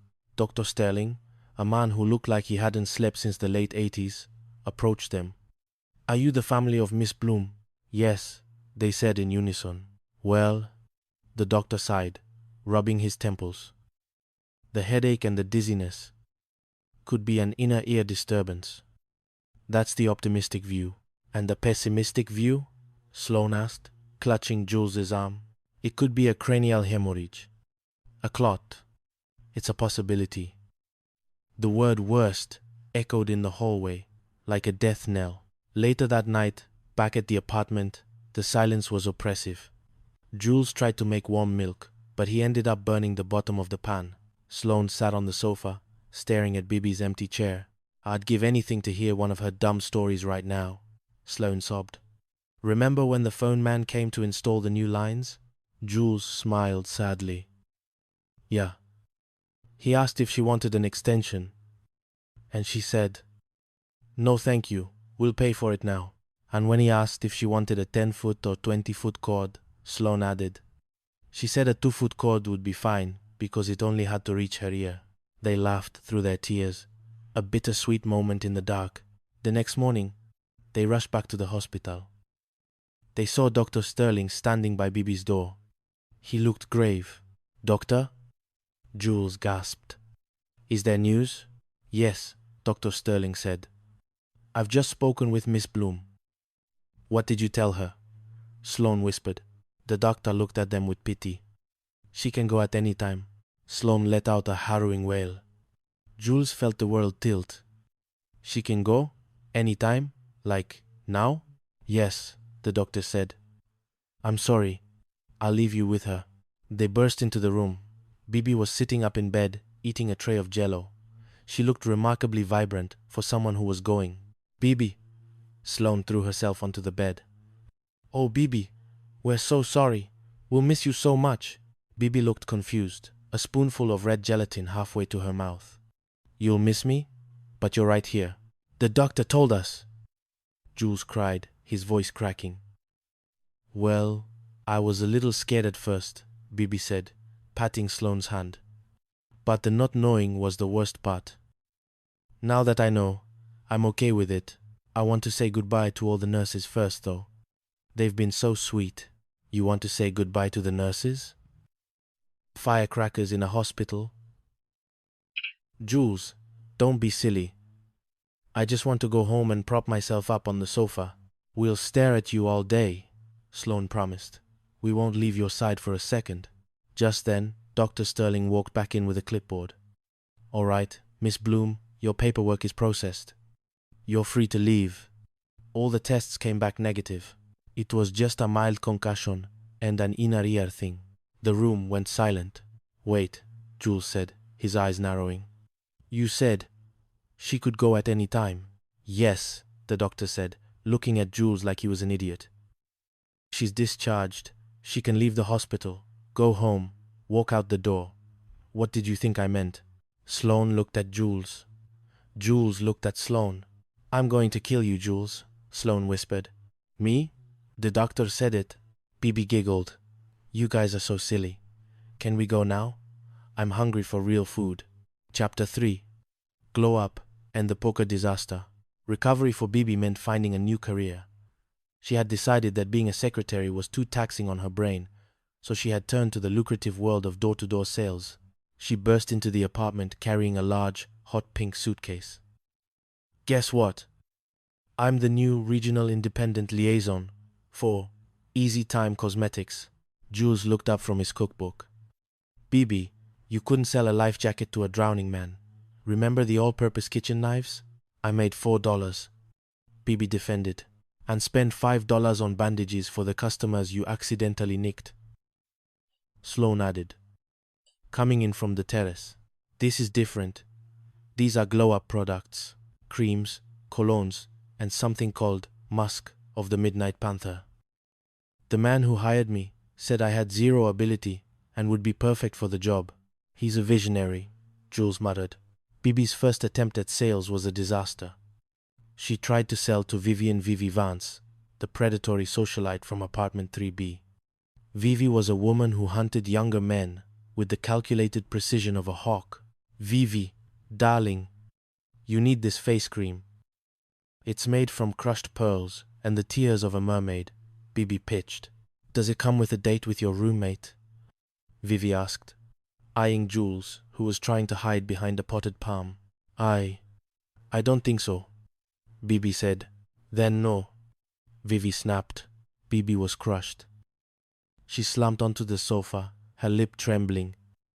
I'm a failure. I didn't get a raise at work. And now I can't even sell Panther Musk. Jules, unable to see her so miserable, came up with a plan. A terrible, horrible, no good plan. Listen, Bibi. There's a poker game tonight at Barnaby's. Lance Sterling is coming over, and he's bringing some friends. They've got money, burning holes in their pockets. You go down there and sell to them. I'll prime the pump. Jules secretly told Lance and the other guys not to buy anything, hoping Bibi would realize she wasn't a salesperson and go back to her stable job. But the plan backfired spectacularly. Barnaby's apartment was a shrine to the 1970s. Lava lamps, velvet paintings, and a table covered in green felt. All right, boys and girls, Barnaby said, shuffling the cards. The game is 5-card draw, and the stakes are whatever you've got in your pockets. Bibi burst in, glowing with desperate energy. No, the table said in unison, as Jules had instructed. Go, go, go. Jules whispered to Bibi, trying to be encouraging. Bibi took go, go, go as a command to be relentless. She cornered Barnaby. Mr. Bumble, you have 57 shades of lipstick to choose from. If you buy the whole set, I get a toaster. Barnaby, who was currently losing a hand of strip poker, a variation he had insisted upon because he thought he looked good in his undershirt, was flustered. All right, I'll take the lot. Just leave me alone so I can win back my trousers. Bibi was ecstatic. I sold everything. I'm a natural. I'm quitting my job tomorrow. Jules put his head in his hands. He had created a monster. Again, Chapter 4, The Way of the Elephant. The Easy Time Cosmetics phase ended when Barnaby realized he had no use for 57 shades of coral lipstick and tried to pay his mortgage with them. Bibi was back to being a secretary, and Jules was back to being a doormat. The problem was Barnaby Bumble. He had become a tyrant, refusing to fix the leaky faucet in 4C and demanding the rent 10 days early. You've got to stand up to him, Jules, Sloane said, pointing to the dripping sink. He treats you like a servant because you let him. I can't help it, Jules groaned. Sloane handed him a flyer. Go see Dr. Maximilian the Hammerstone. He specializes in assertiveness training. The flower shop sends all its salespeople there. Jules reluctantly attended the seminar. Dr. Stone was a man who screamed everything, including hello. Vane, the doctor roared. Sit down. Jules sat. Why did you sit down? Because you told me to? Stand up. Jules stood. You are a wimp, Vane. A pathetic, jelly-spined amoeba. I am going to teach you the B, A, R, K technique. Bark? Jules asked. B, be somebody. A, act like somebody. R, react like somebody. K, keep your cool. Isn't keep spelled with a K? Jules asked. Yes, because bark sounds like a cough. Now, become an elephant. An elephant? Imagine your massive hooves. Your trunk. The jungle trembles at your feet. You are an elephant. Now, I am going to push you down. Dr. Stone pushed. Jules fell. Do you know why you fell, Vane? Because I'm King Kong. But you can be the elephant to Barnaby Bumble's mouse. Now go, bark. Jules returned to Azure Bay with a new, terrifying energy.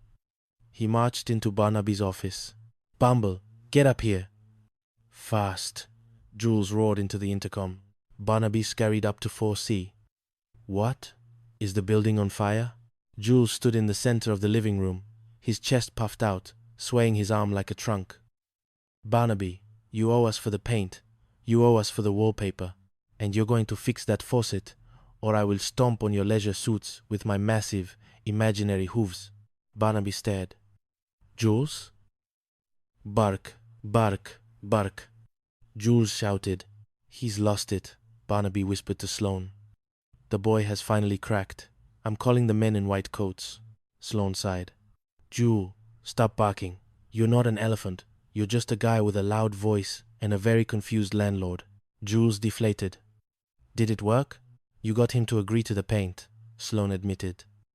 But mostly because he was afraid you were going to bite him. Chapter 5. The Penthouse and the Choker. Just when life seemed to be settling into its usual rhythm of misunderstandings, a hero appeared. Or so they thought. Jules had been working a shift at Le Petit Salon, the fanciest restaurant in Azure Bay. A man at a corner table had begun to choke on a piece of squab. Jules, remembering his Boy Scout training, which he had failed, but he remembered the pictures, performed the Heimlich maneuver. A piece of poultry flew across the room and hit a waiter, but the man was saved. The man was Archibald Finch, a dapper gentleman with a silver cane and a voice like velvet. You saved my life, young man, Finch said, grasping Jules's hand. How can I ever repay you? Oh, it was nothing, Jules said, blushing. Nonsense. I am the owner of Paradise Towers, the new luxury high-rise on the coast. I want you and your roommates to move into the penthouse, rent-free, for a year. Paradise portoras, namider, and namideras. Jules nearly fainted. He ran home and told the girls. They were already packing their bags before he finished the sentence. A penthouse! Bibi squealed. Does it have a velvet elevator? Tuanam. It has everything, Jules cried. Archibald Finch is a saint. Barnaby Bumble was devastated. You're leaving? But who will I listen to through the walls? I mean, who will pay the rent? We're moving up in the world, Barnaby, Sloane said, hoisting a suitcase. To Paradise Towers. To celebrate, Jules invited Archibald Finch to apartment 4C for a gourmet dinner. Jules spent 14 hours preparing crème brûlée and squab, which seemed appropriate. As Finch ate, he described the towers. The doormen wear purple uniforms. No, yellow. Or perhaps green. We have so many uniforms, I lose track. Sloane, however, was looking at Finch suspiciously. Mr. Finch, you look familiar. Didn't I see you at the arcade flower shop 2 months ago? I only go to dinner theaters, Finch said, shoveling potatoes into his mouth. And Paradise Towers. Sloane continued. I tried to look it up. There's no listing for a 150-story building in Azure Bay. The tallest thing here is the lighthouse. It's very new, Finch said, sweating. The windows are so high. You can only see the ocean if you're looking through them. Just then, Bibi walked in. Jules, I remember where I saw him 2 months ago at the Beagle and Bull. He was choking there too. Finch froze. He put down his spoon. Is it true? Jules asked, his heart sinking. There is no Paradise Towers? Finch sighed, wiping his mouth with a silk handkerchief. Alas, no, but the squab was truly magnificent. You see, I have no money. If I don't choke before the bill comes, I have to admit my poverty. And that makes everyone feel bad, my way. Everyone feels like a hero. You're a professional meal choker? Sloane gasped. I prefer culinary adventurer, Finch said, standing up. And now, I believe I have a cab waiting. Someone usually pays the driver when I fall down on the sidewalk. Goodbye, dear friends. You'll find your Paradise Towers someday. He vanished into the night, leaving them with a pile of dirty dishes and a half-packed apartment. They had to crawl back to Barnaby Bumble. Mr. Bumble, Jules said, kneeling on the beige carpet. We are terribly, objectively, profusely sorry. Can we stay? Barnaby looked at them. He had been about to quit his job after a fight with his brother, Bart, the actual owner of the building. Stay? Of course you can stay. My brother's the one who's a jerk, not you. Dig holes in the wall. Paint the baseboards raspberry. I don't care. Chapter 6. The Cabin of Despair. The final act of the Azure Bay saga took place in the mountains. Lance Sterling, the used car salesman with a heart of tinsel, had borrowed his boss's cabin for the weekend. It's a chalet, Jules, a mountain retreat. Jules, exhausted from a week of culinary school exams, agreed to go. But Lance had an ulterior motive. He had invited a gorgeous actress named Laura, telling her that Jules was a famous movie director who was looking for fresh talent for commercials. Don't blow it, Jules. Lance hissed as they arrived at the cabin, which turned out to be a drafty shack with a roof made of hope and rusty tin. Just pretend you're the director. She'll be so impressed. Well, you know, I just want to sleep, Lance, Jules groaned. But privacy was a myth at the Gilded Seagull. Sloane and Bibi showed up, having hitched a ride with a flower delivery truck. Then Vivian Vance appeared, having followed Jules into the woods like a cougar, tracking its prey. Finally, Barnaby Bumble arrived, looking for wild strawberries to impress Vivi. 7 people, 1 shack, 1 hammock, and a very angry Jules. I am a director, Jules shouted, trying to maintain the ruse as Laura cornered him. Oh, Jules, Laura cooed. Use me in your next commercial. I'm not a director, I'm a chef. Jules finally screamed, breaking the spell. I cook eggs. I don't film them. Laura slapped Lance. Lance tripped over a rock, and Vivi chased Barnaby into a thicket of shiny, three-leafed plants.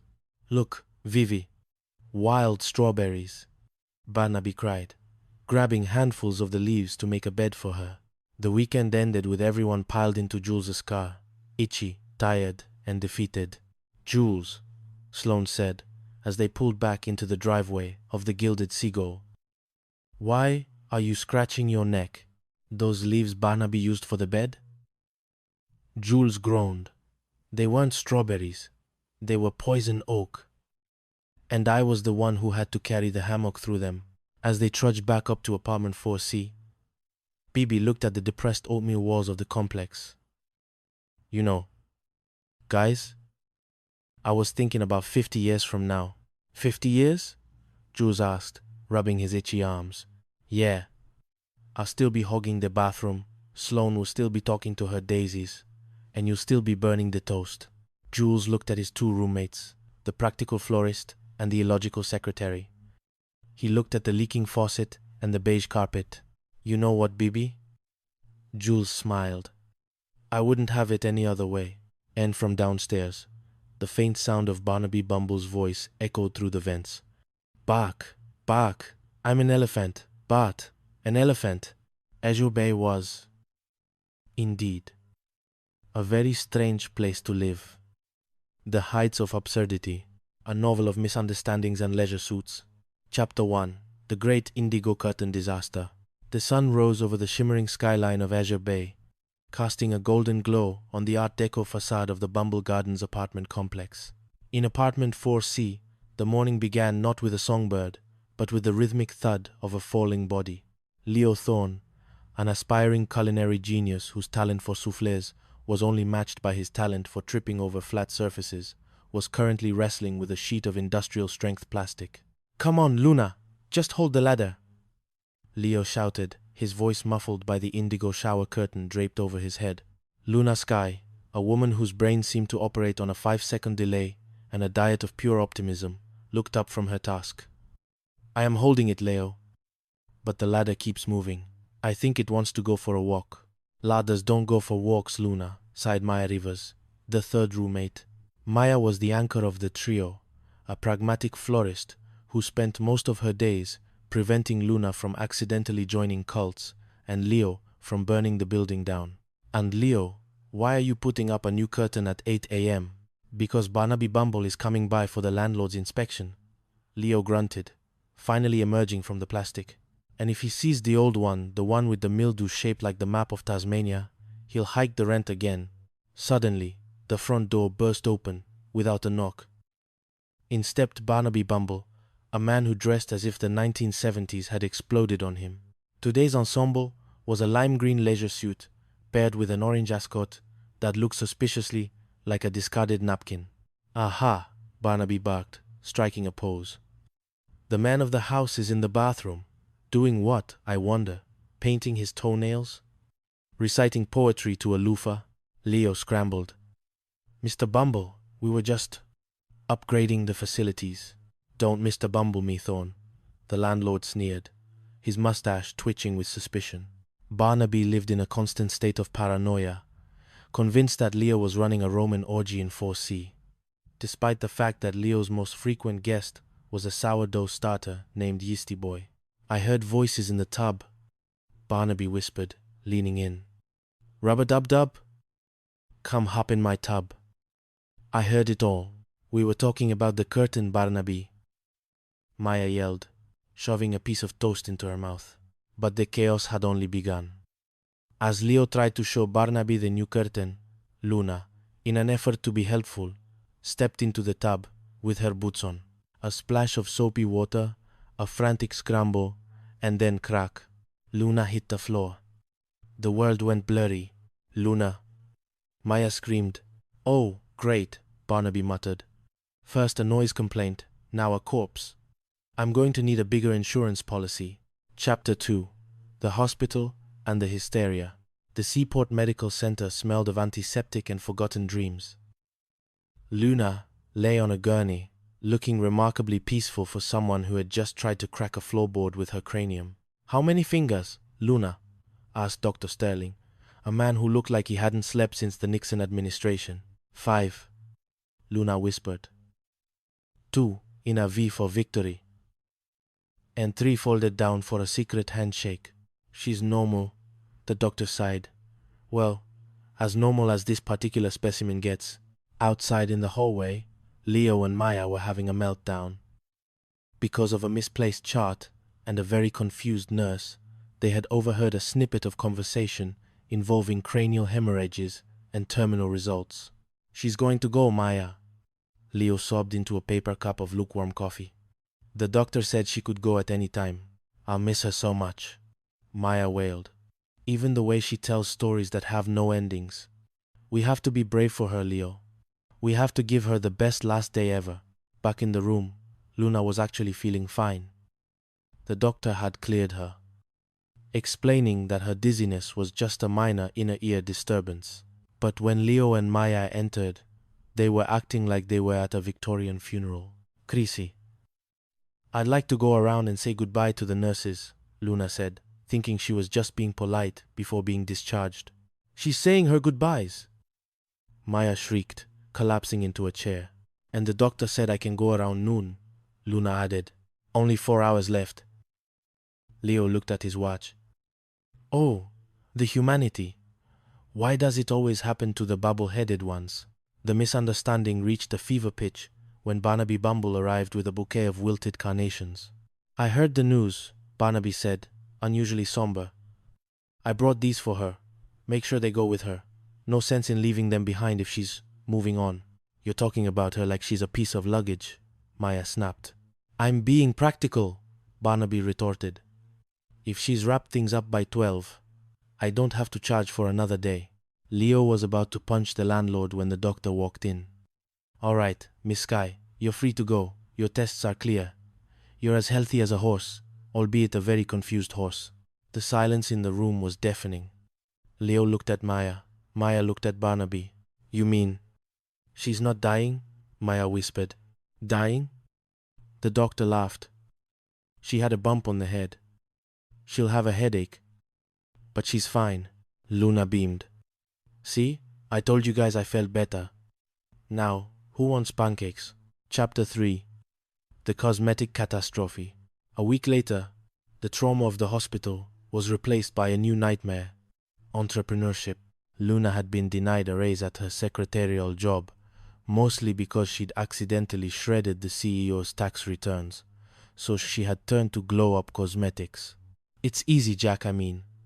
"Leo," Luna cried, waving a briefcase full of neon-pink lipsticks. The man at the warehouse said, "I'm a natural." He said this job takes 0 ability, and I'm perfect for it. "That's not a compliment, Luna," Leo muttered, trying to scrub burnt tomato sauce off the stove. Luna's first foray into sales was at the local pub, the Beagle's Nest. She spilled a bottle of Midnight Musk on a biker's leather jacket, and the man ended up smelling like a damp forest floor for 3 days. "Nobody wants to buy anything," Luna cried, slumped on the couch later that evening. "One man made me write a letter to his wife, explaining why he smelled like a cheap bordello." Maya, feeling pity, devised a plan. They enlisted Barnaby Bumble and their flirtatious neighbor, Serafina. Serafina agreed to buy a case of face cream, provided Leo came over to change her difficult bedroom light bulb. "I'll take it all," Barnaby shouted later that night, caught up in the spirit of a high-stakes poker game that had broken out in his apartment. "Give me 57 shades of lipstick. I'll use them to mark the rent checks." Luna was ecstatic. "I'm a mogul. I'm quitting my job tomorrow." "No!" Leo and Maya shouted in unison. The plan had backfired. Luna was now convinced she was the next Estee Lauder.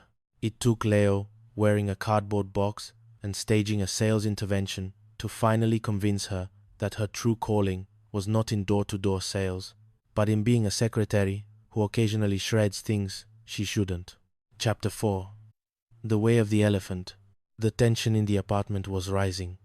Barnaby Bumble had refused to pay for the paint Leo used on the kitchen cabinets, and Leo was tired of being a doormat. "You need assertiveness training," Maya said, handing Leo a flyer for Dr. Prescott's Power Mind seminar. "He teaches people how to say no. His book is called Yes is a 4-letter word." Leo visited the doctor's office, only to find himself in a room with a man who looked like he was auditioning for the role of a Bond villain. "Sit down, Thorne," Dr. Prescott barked. Leo sat. "Why did you sit? You told me to?" "Aha, you're a wimp. A wet noodle. A leaf in the wind. Now, stand up." Leo stood. "Again, you're a puppet." Prescott paced the room. Leo began to trumpeting. He felt powerful. "Now, remember the acronym. B-A-R-K. Prescott shouted. "Be somebody. Act like somebody. React like someone else. Collect your rewards." "Isn't collect spelled with a C?" Leo asked. "Silence. Elephanting? It spells bark. Now go out there and bark at the world." Leo returned to the apartment transformed. When Barnaby Bumble came up to complain about the noise, Leo didn't apologize. He stood tall, puffed out his chest, and let out a deafening B-A-R-K. "Arf. B-R-R-R." Barnaby stared. "Thorne, have you been eating the health food again? You look like you're having a stroke." "I am an elephant." "Bumble," Leo trumpeted. "And elephants don't pay for paint." "Well, this elephant is going to be living in a circus if he doesn't pay his rent," Barnaby retorted. Eventually, the power mind wore off, especially when Maya pointed out that Leo looked less like an elephant and more like a golden retriever with a sinus infection. They reached a compromise. Barnaby would pay for the paint if Leo promised never to bark in the hallway again. Chapter 5. The Paradise Towers Scam. Leo's luck seemed to change when he performed the Heimlich maneuver on a man at the restaurant where he worked. The man, a dapper gentleman named Mr. Wormold, was immensely grateful. "You saved my life, young man," Wormold declared. "How can I repay you?" "How about a 3-bedroom penthouse at Paradise Towers?" "Rent-free for a year. Paradise Towers?" Luna gasped. "Is that the place with the doormen in the purple uniforms?" "The very same," Wormold beamed. The trio began packing immediately. They told Barnaby Bumble off. They insulted the plumbing. They were moving to the heights of luxury. Barnaby, in a fit of pique, even quit his job as manager to work at Paradise Towers himself, after saving Wormold in a separate incident. But as the gourmet dinner Leo cooked for Wormold progressed, the cracks began to show. "So, when do we get the keys to the penthouse?" Maya asked, pouring more wine. "Penthouse?" Wormold blinked, his fork halfway to a piece of squab. "Oh, that. Well, you see, Paradise Towers is more of a state of mind." "A state of mind?" Leo's face fell. "Yes, I don't actually own it. In fact, I don't own much of anything. I make a habit of choking in restaurants, so people pay my bill. It's a very lucrative lifestyle. Until someone like you comes along and actually saves me. It ruins the rhythm of the evening, really." The realization hit them like a cold shower. There was no penthouse. There was no rent-free year. And they had just told Barnaby Bumble that his building was a flea-infested dump. They spent the next hour crawling literally to Barnaby's door, begging for their old apartment back.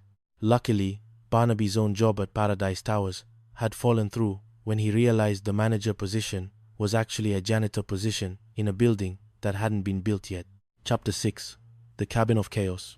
To clear their heads after the Paradise Towers debacle, Leo's best friend Dexter, a man whose moral compass was permanently set to self-preserve, invited them to a mountain retreat. "My boss's chalet," Dexter lied. "Stone fireplace, gourmet kitchen, total privacy." In reality, it was a shack that looked like it was being held together by spider webs and hope. To make matters worse, half of Azure Bay had been invited. Dexter had promised a beautiful actress named Laura that Leo was a famous movie director to get her to come along. Oh, Mr. Thorne, Laura cooed, batting her eyelashes at Leo, who was currently trying to figure out how to sleep in a hammock without falling out. I'd do anything to be in one of your commercials. Commercials? Leo asked, rubbing his eyes. I make soup, Laura. Such a humble genius. She giggled. The cabin was a sardine can. There were 7 people and 1 bed. Barnaby Bumble had shown up with Serafina, who was looking for wild strawberries. Deal's a deal, Barnaby, Serafina whispered. Find me strawberries, and I'll be your snuggle bunny. Barnaby spent the night wandering through the woods with a flashlight, eventually returning with a handful of blueberries he'd colored with a red felt-tip pen. Meanwhile, Leo was losing his mind. Every time he tried to find a place to sleep, he was interrupted. He tried the hammock, it flipped. He tried the floor, Luna stepped on his hand. He tried the tent, it collapsed. Finally, he found a quiet spot under a large, leafy bush. Peace, Leo sighed, wrapping the leaves around him like a blanket. At last, total silence. The next morning, the trio returned to the city. Leo was being carried on a stretcher. What happened? The neighbors asked. Misunderstanding, Maya Sihil. Insomnia, Luna added. And a very large amount of poison oak, Leo groaned, his face swollen to the size of a pumpkin. I think I'm ready to go back to the hospital now, but this time, tell them I actually am dying. As they entered apartment 4C, the indigo curtain was finally up. It was crooked, the tub was leaking, and Barnaby Bumble was already pounding on the door about a noise complaint. Leo looked at his roommates and smiled through the itch. You know, I wouldn't have it any other way. Come and knock on our door. Luna started to sing, wildly off-key. Don't, Leo and Maya said together, but they were already home. The end. The Stained Juniper Chronicles. A Comedy of Errors. Chapter 1. The Underwear in the Oven. The sun hung low over Street Juniper, casting a golden hue upon the Terrace of Azure, a slightly faded but nonetheless prestigious apartment complex overlooking the Pacific. Inside Suite 404, the air smelled faintly of lavender, sea salt, and uniquely this evening burning cotton. Julian Vane, a man whose charm was often eclipsed by his tendency to trip over flat surfaces, burst through the front door. He announced with a flourish that nearly sent a vase of Sloane's prize lilies to the floor. Sloane Sterling, the pragmatic owner of the Verdant Bloom Boutique and the unofficial brain of the household, didn't look up from her ledger. Julian, we have talked about this. The door, the knocking, the concept of personal space. Why? Julian asked, tossing his chef's apron onto the sofa. Were you two planning a heist? We might not have been decent. Piped up Piper Fontaine, a woman whose beauty was matched only by her spectacular ability to interpret the world through a prism of pure, unadulterated whimsy. She was currently struggling with a plastic-wrapped bundle. Sloane, I can't get the hooks onto the rail. The instructions are in Swedish. I looked through the window first to make sure the coast was clear. Julian joked, though his smile faltered as a wisp of smoke drifted from the kitchen. Wait, Sloane, since when did you take up culinary arts? Sloane's eyes widened. I haven't. Oh, heavens, Piper. Did you leave the oven on? Piper gasped, clutching her heart. I'm drying my delicates. The dryer in the basement has that weird squeak that sounds like a judgmental squirrel. Julian sighed, heading for the kitchen. In this house, we don't cook dinner, we bake lace. It's a miracle we haven't been evicted yet, as if summoned by the word evicted. A sharp, rhythmic pounding echoed against the door. The trio froze. It was a knock. They knew well. The knock of Reginald P. Grimsby, a man who dressed like a 1970s disco star who had lost his way and decided to manage real estate instead. Come in, Mr. Grimsby, Sloane called out, smoothing her hair. The door swung open to reveal Grimsby in a leisure suit the color of a bruised plum, complete with an ascot that defied the laws of fashion. I am wearing my landlord hat today, he declared, peering over his tinted spectacles. Where's the man of the house? Unless he's busy moisturizing his cuticles again. Julian is in the bathroom, Mr. Grimsby, Sloane said, pushing him gently toward the hallway. Would you excuse us? We're in the middle of a decorative crisis. Inside the bathroom, Julian was trying to help Piper with the shower curtain. Okay, Piper, I'll get in the tub with you. Then we can get it on. If you ask me, I'll show you what to do, Piper replied, her voice echoing off the tiles. This isn't the first time I've ever done this. Maybe so. Julian's voice rose in playful frustration. But I think I have a better handle on the hardware than you do. A little less talk, a little more action, okay? Okay, you do your part. I'll do mine, Piper chirped. But I don't think it'll reach. You've got to unfold it first, you goose. Julian laughed. Outside the door, Grimsby's face went through several shades of red, ultimately settling on a vibrant pomegranate. He pressed his ear to the wood, his eyes bulging. Rub-a-dub-dub, he whispered in horror. A Roman orgy? In my respectable establishment? He burst into the bathroom, ready to deliver a lecture on morality. Only to find Julian and Piper fully clothed, standing in a dry bathtub, draped in 3 yards of floral-patterned vinyl. How did you get your clothes on so fast? Grimsby demanded, pointing a trembling finger. Julian blinked. Mr. Grimsby, we're putting up a shower curtain. Unless you think we're training for the Olympic wrestling team in our slacks, don't act innocent with me. I heard the getting it on. I heard the reach. Sloane stepped in, crossing her arms. Mr. Grimsby, you ought to be ashamed of yourself. Your imagination is a dangerous neighborhood. Grimsby deflated, his ascot drooping. I apologize. I'm so ashamed. I'll just go. He turned to leave, then stopped. Wait, what did I come up here for anyway? To be ashamed? Julian suggested. Likely, Grimsby muttered, shuffling out. No sooner had the door clicked shut than a loud thwack and a muffled shriek came from the bathroom. Julian and Sloane rushed in to find Piper sprawled in the tub, rubbing her forehead. I slipped, she moaned. I think the tub attacked me. Piper, I told you never to wear your boots in the shower. Julian cried, helping her up. 5, she whispered. 2 in a V and 3 folded down. She's fine, Sloane sighed, normalish. But you've got a goose egg starting. To bed with you, Piper. Immediate rest. But it's only 8. Piper protested. Well, Julian said, trying to be supportive. If it makes you feel better, we'll all go to bed early. I'll go to bed with you. Sloane glared. At the same time, Julian corrected. In different rooms, on different floors of the psychic plane, the night seemed to settle, but Street Juniper was never truly quiet. Later, Julian found Piper wandering onto the balcony, looking dazed. Fearing a concussion, he scooped her up in his arms to carry her back to her room. Put me down, Julian. I'm a big girl. You're a baby with a head wound. As they crossed the living room, the front door, which apparently had a sense of comedic timing, swung open.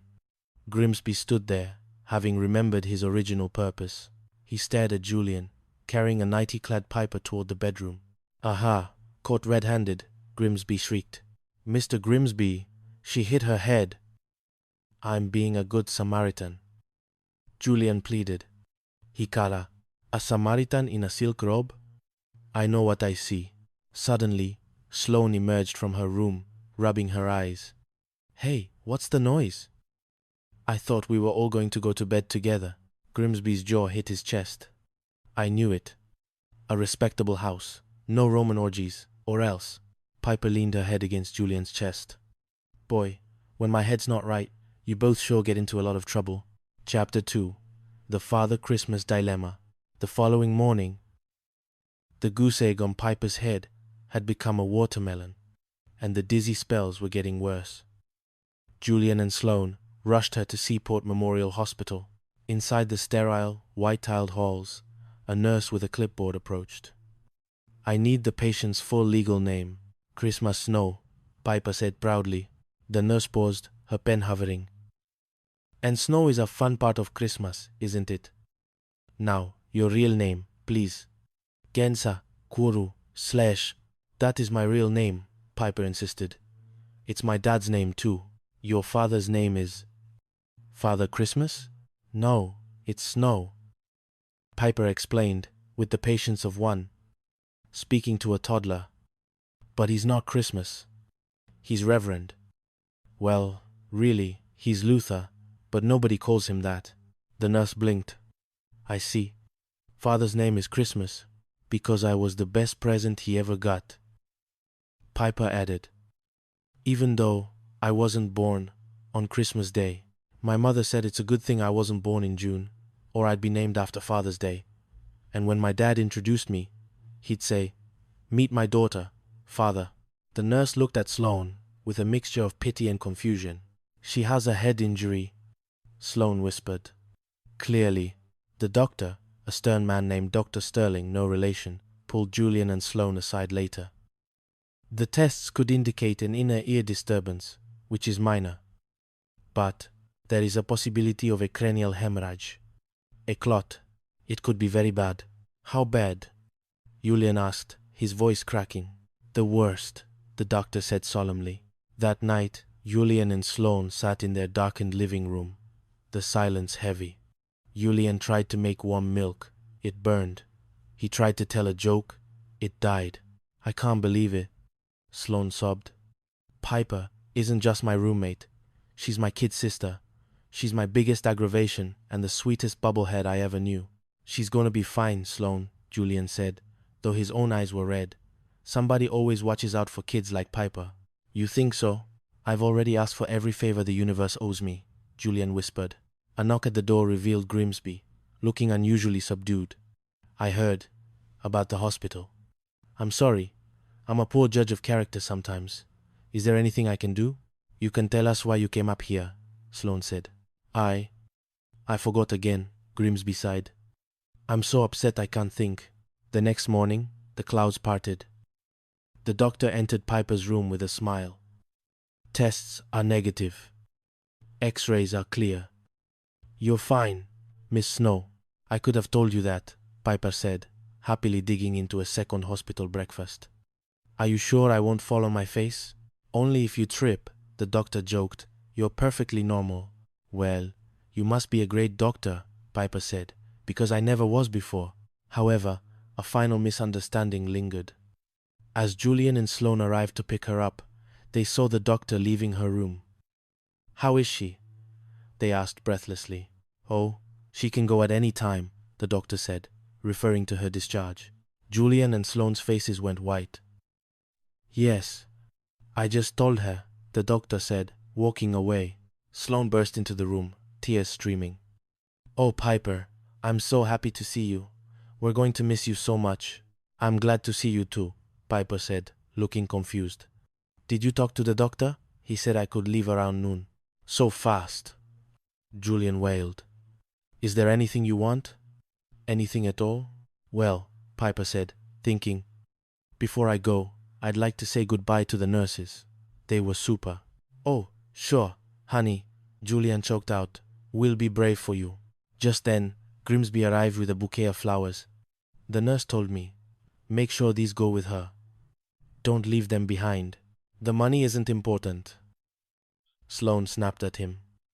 How can you be so practical at a time like this? Well, Grimsby said, I just thought if she's propped up on the sofa with some pillows, she'd like the view. Propped up? Julian roared. I'm going to choke you, Grimsby. I'm going to put my hands around your neck. Bye, everybody, Piper called out, walking toward them, fully dressed and glowing with health. The doctor says, I'm the funniest patient he's ever had. I had him laughing so hard he was crying. Julian and Sloane froze. You mean you're not going home? Piper laughed. Hospitals are for sick people. Sloane fainted dead away. Julian caught her, then looked at Piper. Don't you ever stop, do you? Chapter 3. The Cosmetic Catastrophe. A few weeks later, the household was back to its usual state of organized chaos. Piper had taken a part-time job selling Aurora Glow cosmetics door-to-door to supplement her income after failing to get a raise at her secretarial job. I'm the best secretary they have, Piper pouted. If you don't count my shorthand and typing. Julian looked at the boxes of lipstick and aftershave clattering the coffee table. Piper, selling is hard. You spent $5 on Band-Aids, Last time you sold kitchen knives. But the man at Aurora Glow said I'd be perfect. He said the job doesn't take any ability at all. He's a visionary, Julian muttered. Sloane was less convinced. Piper, it's a scam. You're going to end up with a garage full of musk oil and no friends. Enter Dexter. Dex Thorne, Julian's best friend, and a man whose moral compass was permanently set to self-interest. Dex was a part-time talent agent, used car enthusiast, who lived for the hustle. Julian, my boy, I'm organizing a poker game at Grimsby's tonight. $100 buy-in. Are you in? Grimsby? Poker? Julian asked. He thinks an ace is a brand of detergent. Exactly. It's like taking candy from a landlord. Dex grinned. Meanwhile, Piper was failing spectacularly at the Regal Beagle, the local pub. 2 men had walked away from her, and she had spilled a bottle of Midnight Passion perfume over a third man's trousers. I can't do anything right, she sobbed to Julian later. Piper, listen, Julian said, his heart melting. No means yes? Piper asked, wiping her eyes. Then what does yes mean? It means you're rich, Julian lied. To cheer her up, Julian hatched a plan with Vivienne Leclerc, a wealthy and somewhat predatory socialite who had a crush on Julian. Vivienne, do me a favor, buy some stuff from Piper. Anything. Only if you come over and change my light bulb, Julian, Vivienne purred. It's very high up, in my bedroom. Deal, Julian cried. The plan worked too well. Piper, fueled by a single sale to Vivienne and Julian's go go go mantra, decided to quit her secretarial job to become a full-time cosmetic mogul. Hold it, Sloane cried. We have to stop her. She'll be homeless in a month. Sloane convinced Piper to try her sales pitch at the poker game that night, secretly telling the players, Dex, Grimsby, and a few others, not to buy a single thing.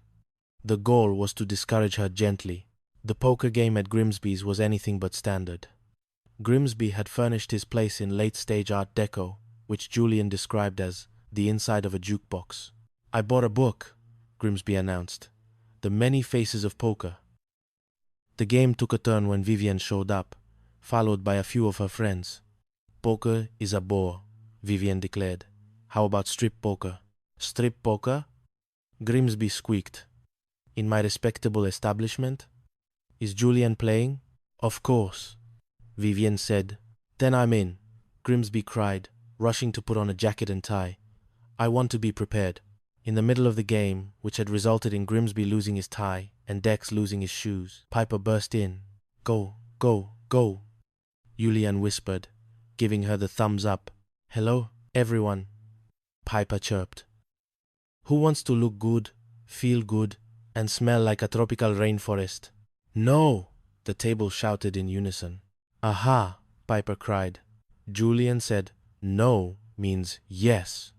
I'll take that as an order for 57 shades of lipstick, Mr. Grimsby. What? No, I mean just leave it and bill me, Grimsby shouted, trying to hide his cards and his missing socks. Piper was ecstatic. I sold everything, even the carrying case. I'm definitely quitting my job tomorrow. Later, Julian had to level with her. Piper, it was a setup. I told them to buy it. You're not a salesperson. Piper looked at him, her eyes filling with tears. Then she smiled. You did all that just to make me feel better? Julian, you're the most wonderful person in the world. Well, Julian said, donning the empty cosmetic box like a hat, I am pretty great. But you sure look silly wearing that secretarial outfit if you're not going to work. I'm going to work, Julian, she laughed. I'll just tell them I was testing my inner ear disturbance again. Chapter 4. The Culinary Command. The peaceful existence of the trio was once again threatened by Julian's career. He was a student at the Street, Juniper Culinary Institute, presided over by the formidable Chancellor Wentworth, a man who treated a hollandaise sauce like a state secret. Tripper, Wentworth roared in his office. I am having a gourmet dinner for my board of directors this Saturday. A simple 7-course affair. And you are going to cook it. For free. For free? Julian stammered. But sir, I have a date with Sally Larson. She's gorgeous. I've been trying to meet her for months.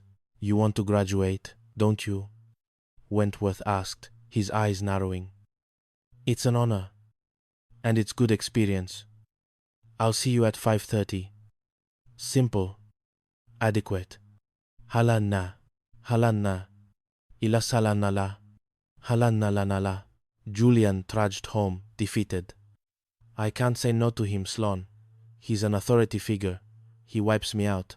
You need Dr. Prescott, Sloan said, handing him a book titled Yes is a 4-letter word. He's an expert on assertiveness training. The flower shop board is sending all of us to his seminar. Julian visited Dr. Prescott, a man who seemed to have graduated from the school of aggressive silence. Sit down, Tripper, Prescott commanded. Julian sat. Why did you sit down? Stand up. Julian stood. You are a wimp, Prescott sighed. I will teach you the BARK method. Be somebody. Act like somebody. React like somebody. Collect your rewards. Isn't collect spelled with a C? Julian asked. Yes, but bark sounds like a sneeze. Bark sounds like power. Now think like an elephant, Tripper. You are massive. You are unstoppable. Julian spent the next 3 days stomping around the apartment, trumpeting through his fist and refusing to do the dishes. I am an elephant, he shouted at a confused Grimsby. Elephants don't pay for paint. Are you having a stroke, Tripper? Grimsby asked. Julian marched into Chancellor Wentworth's office. I am not coming on Saturday. Don't be silly, Wentworth said. See you at 5:30. No, Julian roared, leaning over the desk. My time is worth money. If you make me do it, I'll tell the local papers that you use slave labor to fuel your dinner parties. How do you like them apples? Chancellor. Wentworth blinked, stunned. Well, Julian floated home on a cloud of newfound ego. However, the BARK method had a side effect. It made him insufferable. I want the bathroom wallpaper to be these geometric slings, Julian declared to Sloan and Piper. No flowers. Flowers are feminine. I am an elephant. Jack, the slings look like laundry bags, Sloan argued. We like the flowers. Majority rule, Piper chirped. Not when it's 2 against an elephant, Julian shouted. The tension peaked when Grimsby called, complaining about a bill. Julian grabbed the phone and barked into it so loudly that Grimsby actually hung up. See? Julian crowed. Power, you look ridiculous, Sloan said flatly. You look like a man who's lost his mind and found a trunk. Eventually, the elephant within Julian deflated when he realized he was about to lose his roommates. He apologized. They compromised on a neutral seafoam green for the bathroom, and the BARK method was retired to the back of the closet, right next to Piper's burnt underwear. Chapter 5. The Paradise Mirage. Life in Street Juniper was expensive, and the trio often dreamed of better things. This dream seemed to manifest in the form of a man Julian saved at a restaurant called Le Petit Salon. I saved his life, Julian told the girls. He was choking on a squab. I used the Heimlich procedure, or, as I call it, the Tripper thrust. And out popped a bird. The man, a dapper gentleman named Mr. Wormold, was supposedly a billionaire. He offered us a 3-bedroom penthouse at the Paradise Towers, Julian cried. Rent-free for a year, overlooking the ocean. Paradise Towers? Sloan gasped. That's the most exclusive address in the city. We're moving, Piper squealed. I'm going to have my own bathroom. I can hog it and no one can stop me. They invited Mr. Wormold over for a thank-you dinner. Grimsby, hearing they were leaving, was ecstatic. I'm throwing you out and you're happy? Finally, we agree on something. During the dinner, Julian served crème brûlée and squab, which he admitted was a risky choice, given the man's history. Mr. Wormold, Sloan said, how high is the Paradise Towers exactly? Oh, it's that away. Wormold waved vaguely. Very high. Many uniforms. Red, blue, purple. A rainbow of doormen. Janet, Julian whispered in the kitchen. He's eating like a man who hasn't seen food in a decade. Suddenly, Sloane's memory clicked. I know you. You're the man I saw choking in a restaurant 2 months ago. And the month before that, at the music center. Wormald froze, a spoonful of creme brulee halfway to his mouth. Oh my, yes. You see, if I don't choke, they try to make me pay the bill. This way, everybody feels good. I get a meal. They get to be heroes. There is no Paradise Towers, is there? Julian asked, his heart sinking. Well, Wormald said, standing up, I'm sure there is, somewhere, in the spirit of things. Now, I must be going. I have a cab waiting. Usually, I fall down and someone pays the driver. People are so nice. He vanished into the night, leaving the trio with a sink full of dishes and an apartment they were no longer welcome in. They had to crawl back to Grimsby. We are terribly sorry, Sloane pleaded. We were victims of a high-level real estate scam. I don't care, Grimsby shouted. I quit. My brother Bart, the big-mouthed dictator, is taking over. I'm the new manager of Paradise Towers. Some old guy fell down and I helped him, and he gave me the job. The trio shared a look of pure horror. Mr. Grimsby, Julian said, grabbing the phone to call Bart. Don't do anything rash. You have laryngitis. Acute laryngitis. Hear that? Bark. Bark. They managed to save Grimsby's job and their own housing by convincing his brother it was all a prank. But the dream of the penthouse remained just that, a mirage in the street juniper fog. Chapter 6. The Rose Thief and Uncle Leo. The final act of the season began with a knock that wasn't Grimsby's. It was a gentle, confused tapping. Piper opened the door to find Leo Moran, a 5-year-old man with a suitcase and a look of utter displacement. I'm looking for the manager, he said. My building was turned into condominiums. I have nowhere to go. Piper, whose heart was larger than her common sense, invited him to stay. The couch? Julian cried later. I have a date with Nancy Norwood tomorrow. A gorgeous, sophisticated woman. I can't have an old man in the kitchen while I'm trying to be suave. Leo turned out to be a difficult roommate. He insisted on sleeping in Julian's bed because he needed to be close to the bathroom. Do you mind if I read? Leo asked at 2 a.m., clicking on a high-intensity lamp. Go right ahead. Julian groaned. Good. Because I'd rather talk. You remind me of me when I was your age. Only I was better looking. The next morning, Leo tried to show his gratitude. He presented the girls with a massive bouquet of red roses. Leo, where did you get these? Sloane asked, sniffing them. They smell like coffee. I picked them from the bushes downstairs, Leo said proudly. Those are Grimsby's prize roses, Julian hissed. He's entering them in the flower show next week. If he finds them here. Hide them, Piper cried. Put them in the garbage disposal. No, that's a waste of nature, Julian shouted. Grimsby arrived moments later, frantic. Someone stole my roses. An old man was seen sneaking around. Julian pushed Leo into the closet. An old man? No, sir. No old men here. Just us. And our brooms. Is he a broom? Grimsby asked, pointing at Leo's shoe sticking out from the closet door. That's my Uncle Leo, Julian lied. He lives in the closet. It's a family tradition, very ascetic. The ruse held until Julian's date with Nancy. Nancy was a woman who didn't like nuisances. When Leo accidentally set Julian's bed on fire while trying to smoke a cigar in secret, Nancy delivered an ultimatum. It's the old man, or me, Jack, she said, smoothing her dress.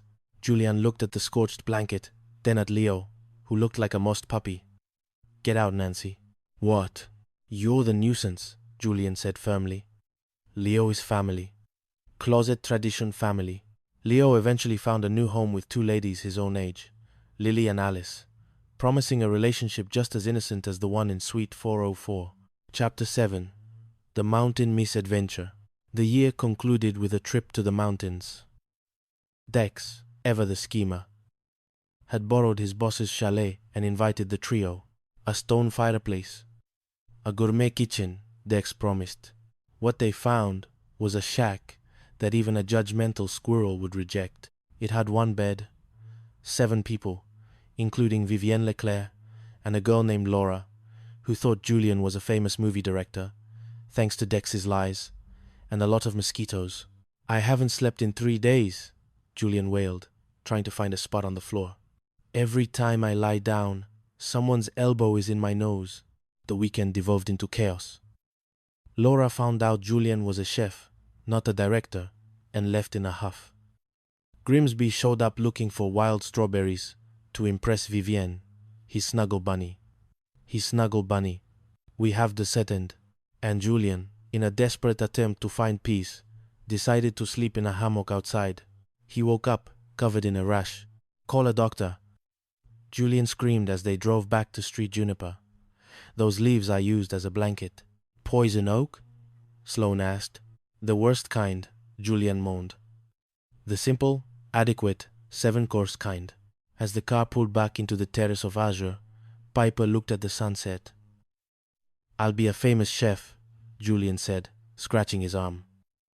"I'll still be hogging the bathroom?" she giggled. "Probably," Julian sighed. "But at least I'll know how to knock." And as the lights of Street Juniper flickered on, the trio climbed the stairs to Suite 404, home where the kisses were hers and his. And the oven always had something drying inside. The end, the Coral Reef Chronicles, a comedy of errors in San Portobello. Prologue. The unusual arrangement. In the sun-drenched, neon-flecked coastal town of San Portobello, where the waves whispered secrets and the palm trees swayed with rhythmic indifference, stood the Coral Reef. It was a slightly weathered, turquoise triplex that held more secrets than the local Piers Lost and Found bin. Inside apartment 2B, a delicate social experiment was in progress. It involved 3 individuals whose personalities were as compatible as a blowtorch and a box of fireworks. There was Julian Jules Sterling, a clumsy yet brilliant culinary student who could whip up a soufflé while simultaneously tripping over a flat surface. Jade Holloway, a pragmatic, high-strung florist with a black belt in sarcasm. And Clover Winters, a secretary so ethereal and naive that she once tried to save a goldfish by taking it for a walk. To the outside world, and specifically to their eccentric, leisure suit-clad landlord, Barnaby Bumble Jules was supposedly a man of refined preferences who lived with 2 girls in a strictly platonic, sisterly fashion. If Barnaby ever discovered that Jules was in fact a red-blooded male who simply needed cheap rent, the trio would be out on the street faster than a bad habit. Chapter 1. The Rubadub Dilemma. The chaos began on a Tuesday that smelled faintly of salt air and Jules's burning laundry. Jules had decided that the apartment's bathroom needed a chef's touch, which Jade correctly interpreted as he's going to break something. "Jules, why are you in the bathroom with Clover while the door is locked?" Jade yelled, hammering on the door. "We're busy, Jade. It requires teamwork and a lot of unfolding." Jules's voice echoed against the tiles. Inside, Jules was standing on the edge of the bathtub, precariously balancing a heavy, floral shower curtain. Clover was holding the other end, looking confused. "Jules, are you sure we need to do this now? My boots are getting wet." "Action, Clover!" "Less talk, more action."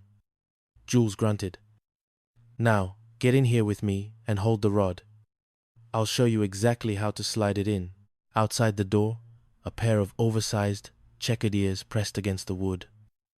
He froze, his eyes widening behind tinted aviators. "I'll get in the tub with you," he heard Jules say. "Then we can get it on." Barnaby gasped, nearly dropping his clipboard. "Heavens to Betsy! The lad has finally cracked." "It won't reach, Jules," Clover squealed. "You have to unfold it first, you goose," Jules retorted. Barnaby couldn't take it anymore. He burst into the room, or tried to, stumbling over a stray mop. "Aha! I caught you. You libertines. You Roman bathhouse enthusiasts." Jules and Clover stood in the tub, fully clothed, draped in 6 yards of plastic peonies. "Mr. Bumble!" Jules shouted, losing his balance and falling into Clover. Barnaby blinked, his face turning a shade of purple that matched his polyester shirt. "Oh, a curtain. Right. Well, I'll be going then. I'm ashamed, deeply ashamed." He shuffled out, muttering about how the youth of today had no respect for a good misunderstanding. But the peace didn't last. Minutes later, a loud thud echoed from the bathroom. Clover had slipped, her head making a sound like a hollow coconut hitting a marble floor. Chapter 2. The Going Misunderstanding. "How many fingers, Clover?" Jules asked, holding up his hand as Jade fanned her with a magazine. "5," Clover said dreamily. "She's definitely concussed," Jade sighed. "We're going to the hospital." The San Portobello Medical Center was a place of sterile white halls and doctors who moved with the urgency of glaciers. After hours of tests, a weary Dr. Thaddeus approached Jules and Jade. "How is she, doctor?" Jade asked, clutching a plastic cup of lukewarm tea. "Well," the doctor sighed, looking at his clipboard. "The tests were inconclusive, but she's stable. However, regarding her stay, she can go at any time." Jules's heart stopped. To a chef, going meant leaving the kitchen. To a drama-prone roommate, going meant the great beyond.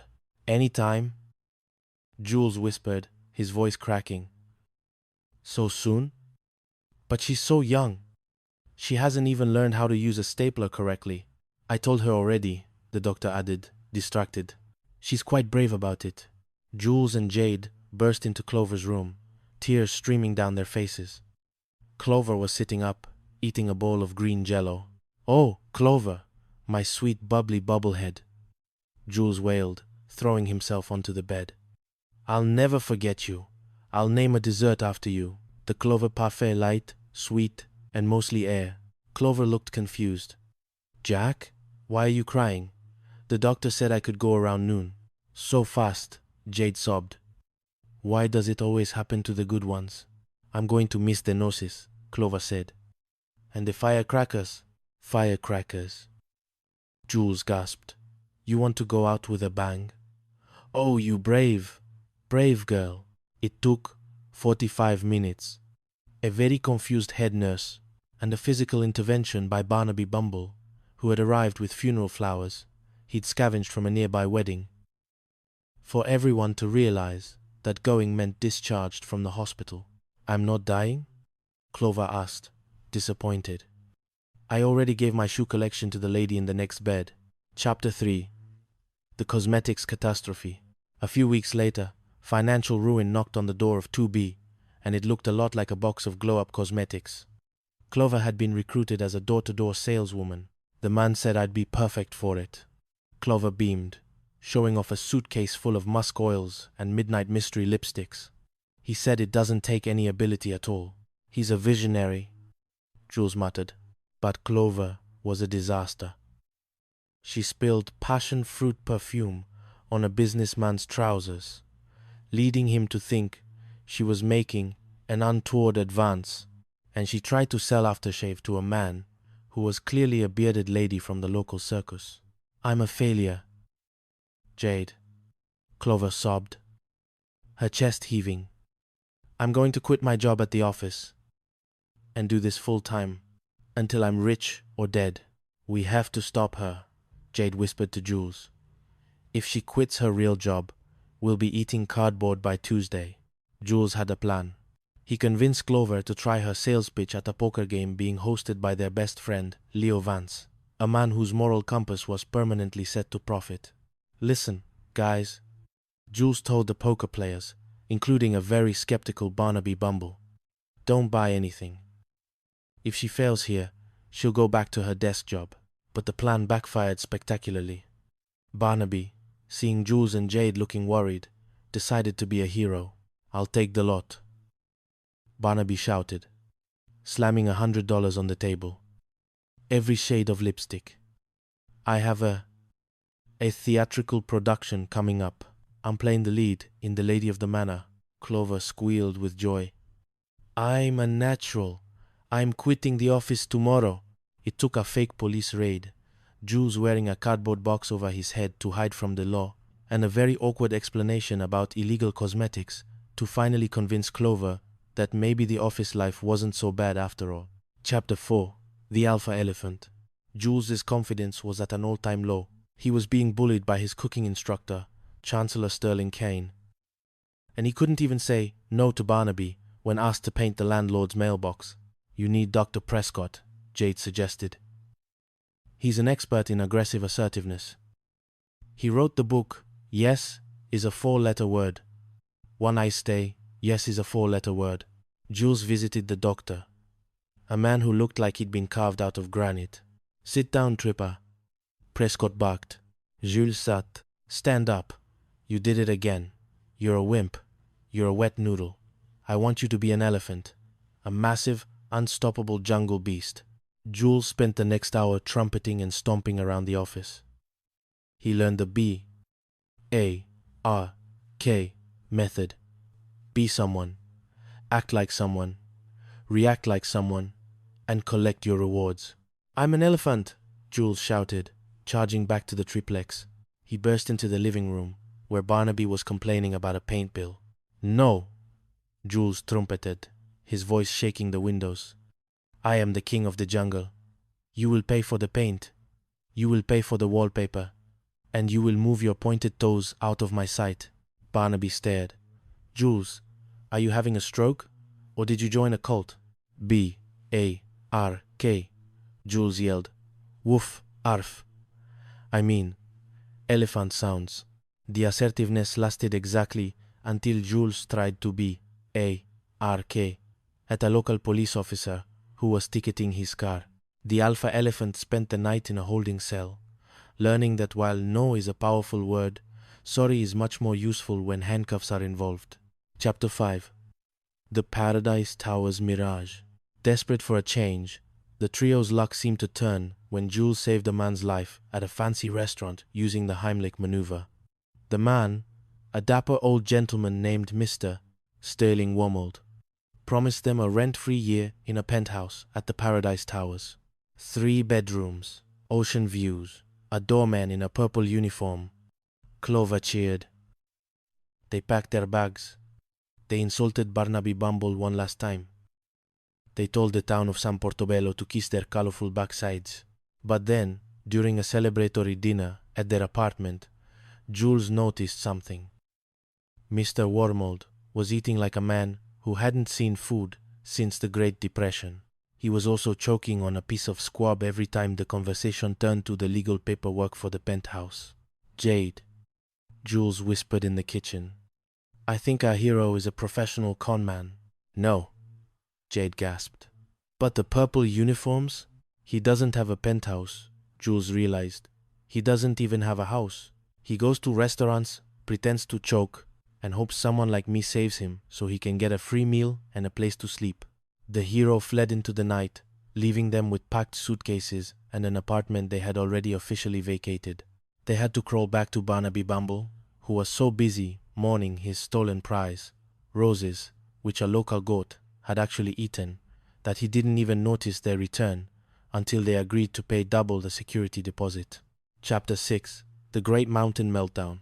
The final straw of the season came when Leo Vance offered Jules the use of his boss's mountain chalet. It's a masterpiece of architecture, Jules. Leo lied through his gleaming teeth. Total privacy. Just you and a beautiful actress I've lined up for you. Jules, exhausted from culinary school, agreed, hoping for a quiet weekend. But, as usual, the chalet was a collapsing shack with one bed, and Leo had told the actress that Jules was a famous Hollywood director to get her to come. Then, through a series of logistical nightmares, Jade and Clover showed up. Then Barnaby Bumble showed up with Lydia Lamour, the neighbor who wouldn't take no for an answer. 7 people. 1 bed. 1 shack. Jack, I'm ready for my close-up. The actress screamed, trying to get Jules to cast her in a commercial for laundry detergent. I'm not a director, I'm a chef, Jules yelled, running into the woods to escape Lydia's snuggle bunny advances. He ended up sleeping in a hammock, which broke, dropping him into a patch of greenery. Oh, look! Jules groaned the next morning, as they all piled back into Leo's car, defeated and grumpy. "Jules," Jade said, staring at his reddening skin. "Those are three-leafed and oily poison oak?" Jules asked. "Poison oak," the group echoed in unison. As they drove back down to San Portobello, itching and bickering, Jules looked at his two roommates. Clover was trying to eat a pine cone, and Jade was filing her nails with a rock. Despite the chaos, the lies, and the constant threat of eviction, he realized he wouldn't want to live anywhere else. "Come and knock on our door," Jules whispered, scratching his arm. "We've been waiting for you," Jade added with a smirk. "Is there any jello left?" Clover asked, and the sun set over the coral reef, casting long, golden shadows over a home that was perfectly, hilariously broken. The Azure Cove Chronicles, a comedy of errors, Chapter 1. The Curtain of Suspicion. In the sun-drenched, palm-fringed enclave of Street Sapphire, California, the Azure Cove Residency stood as a monument to Mediterranean architecture and questionable plumbing. Within apartment 201 lived a trio that the local gossip mill found perpetually fascinating.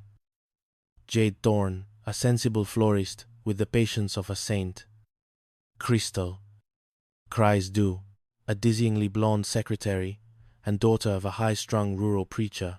And Julian, Jules Vance, an aspiring chef whose culinary skills were matched only by his ability to trip over flat surfaces.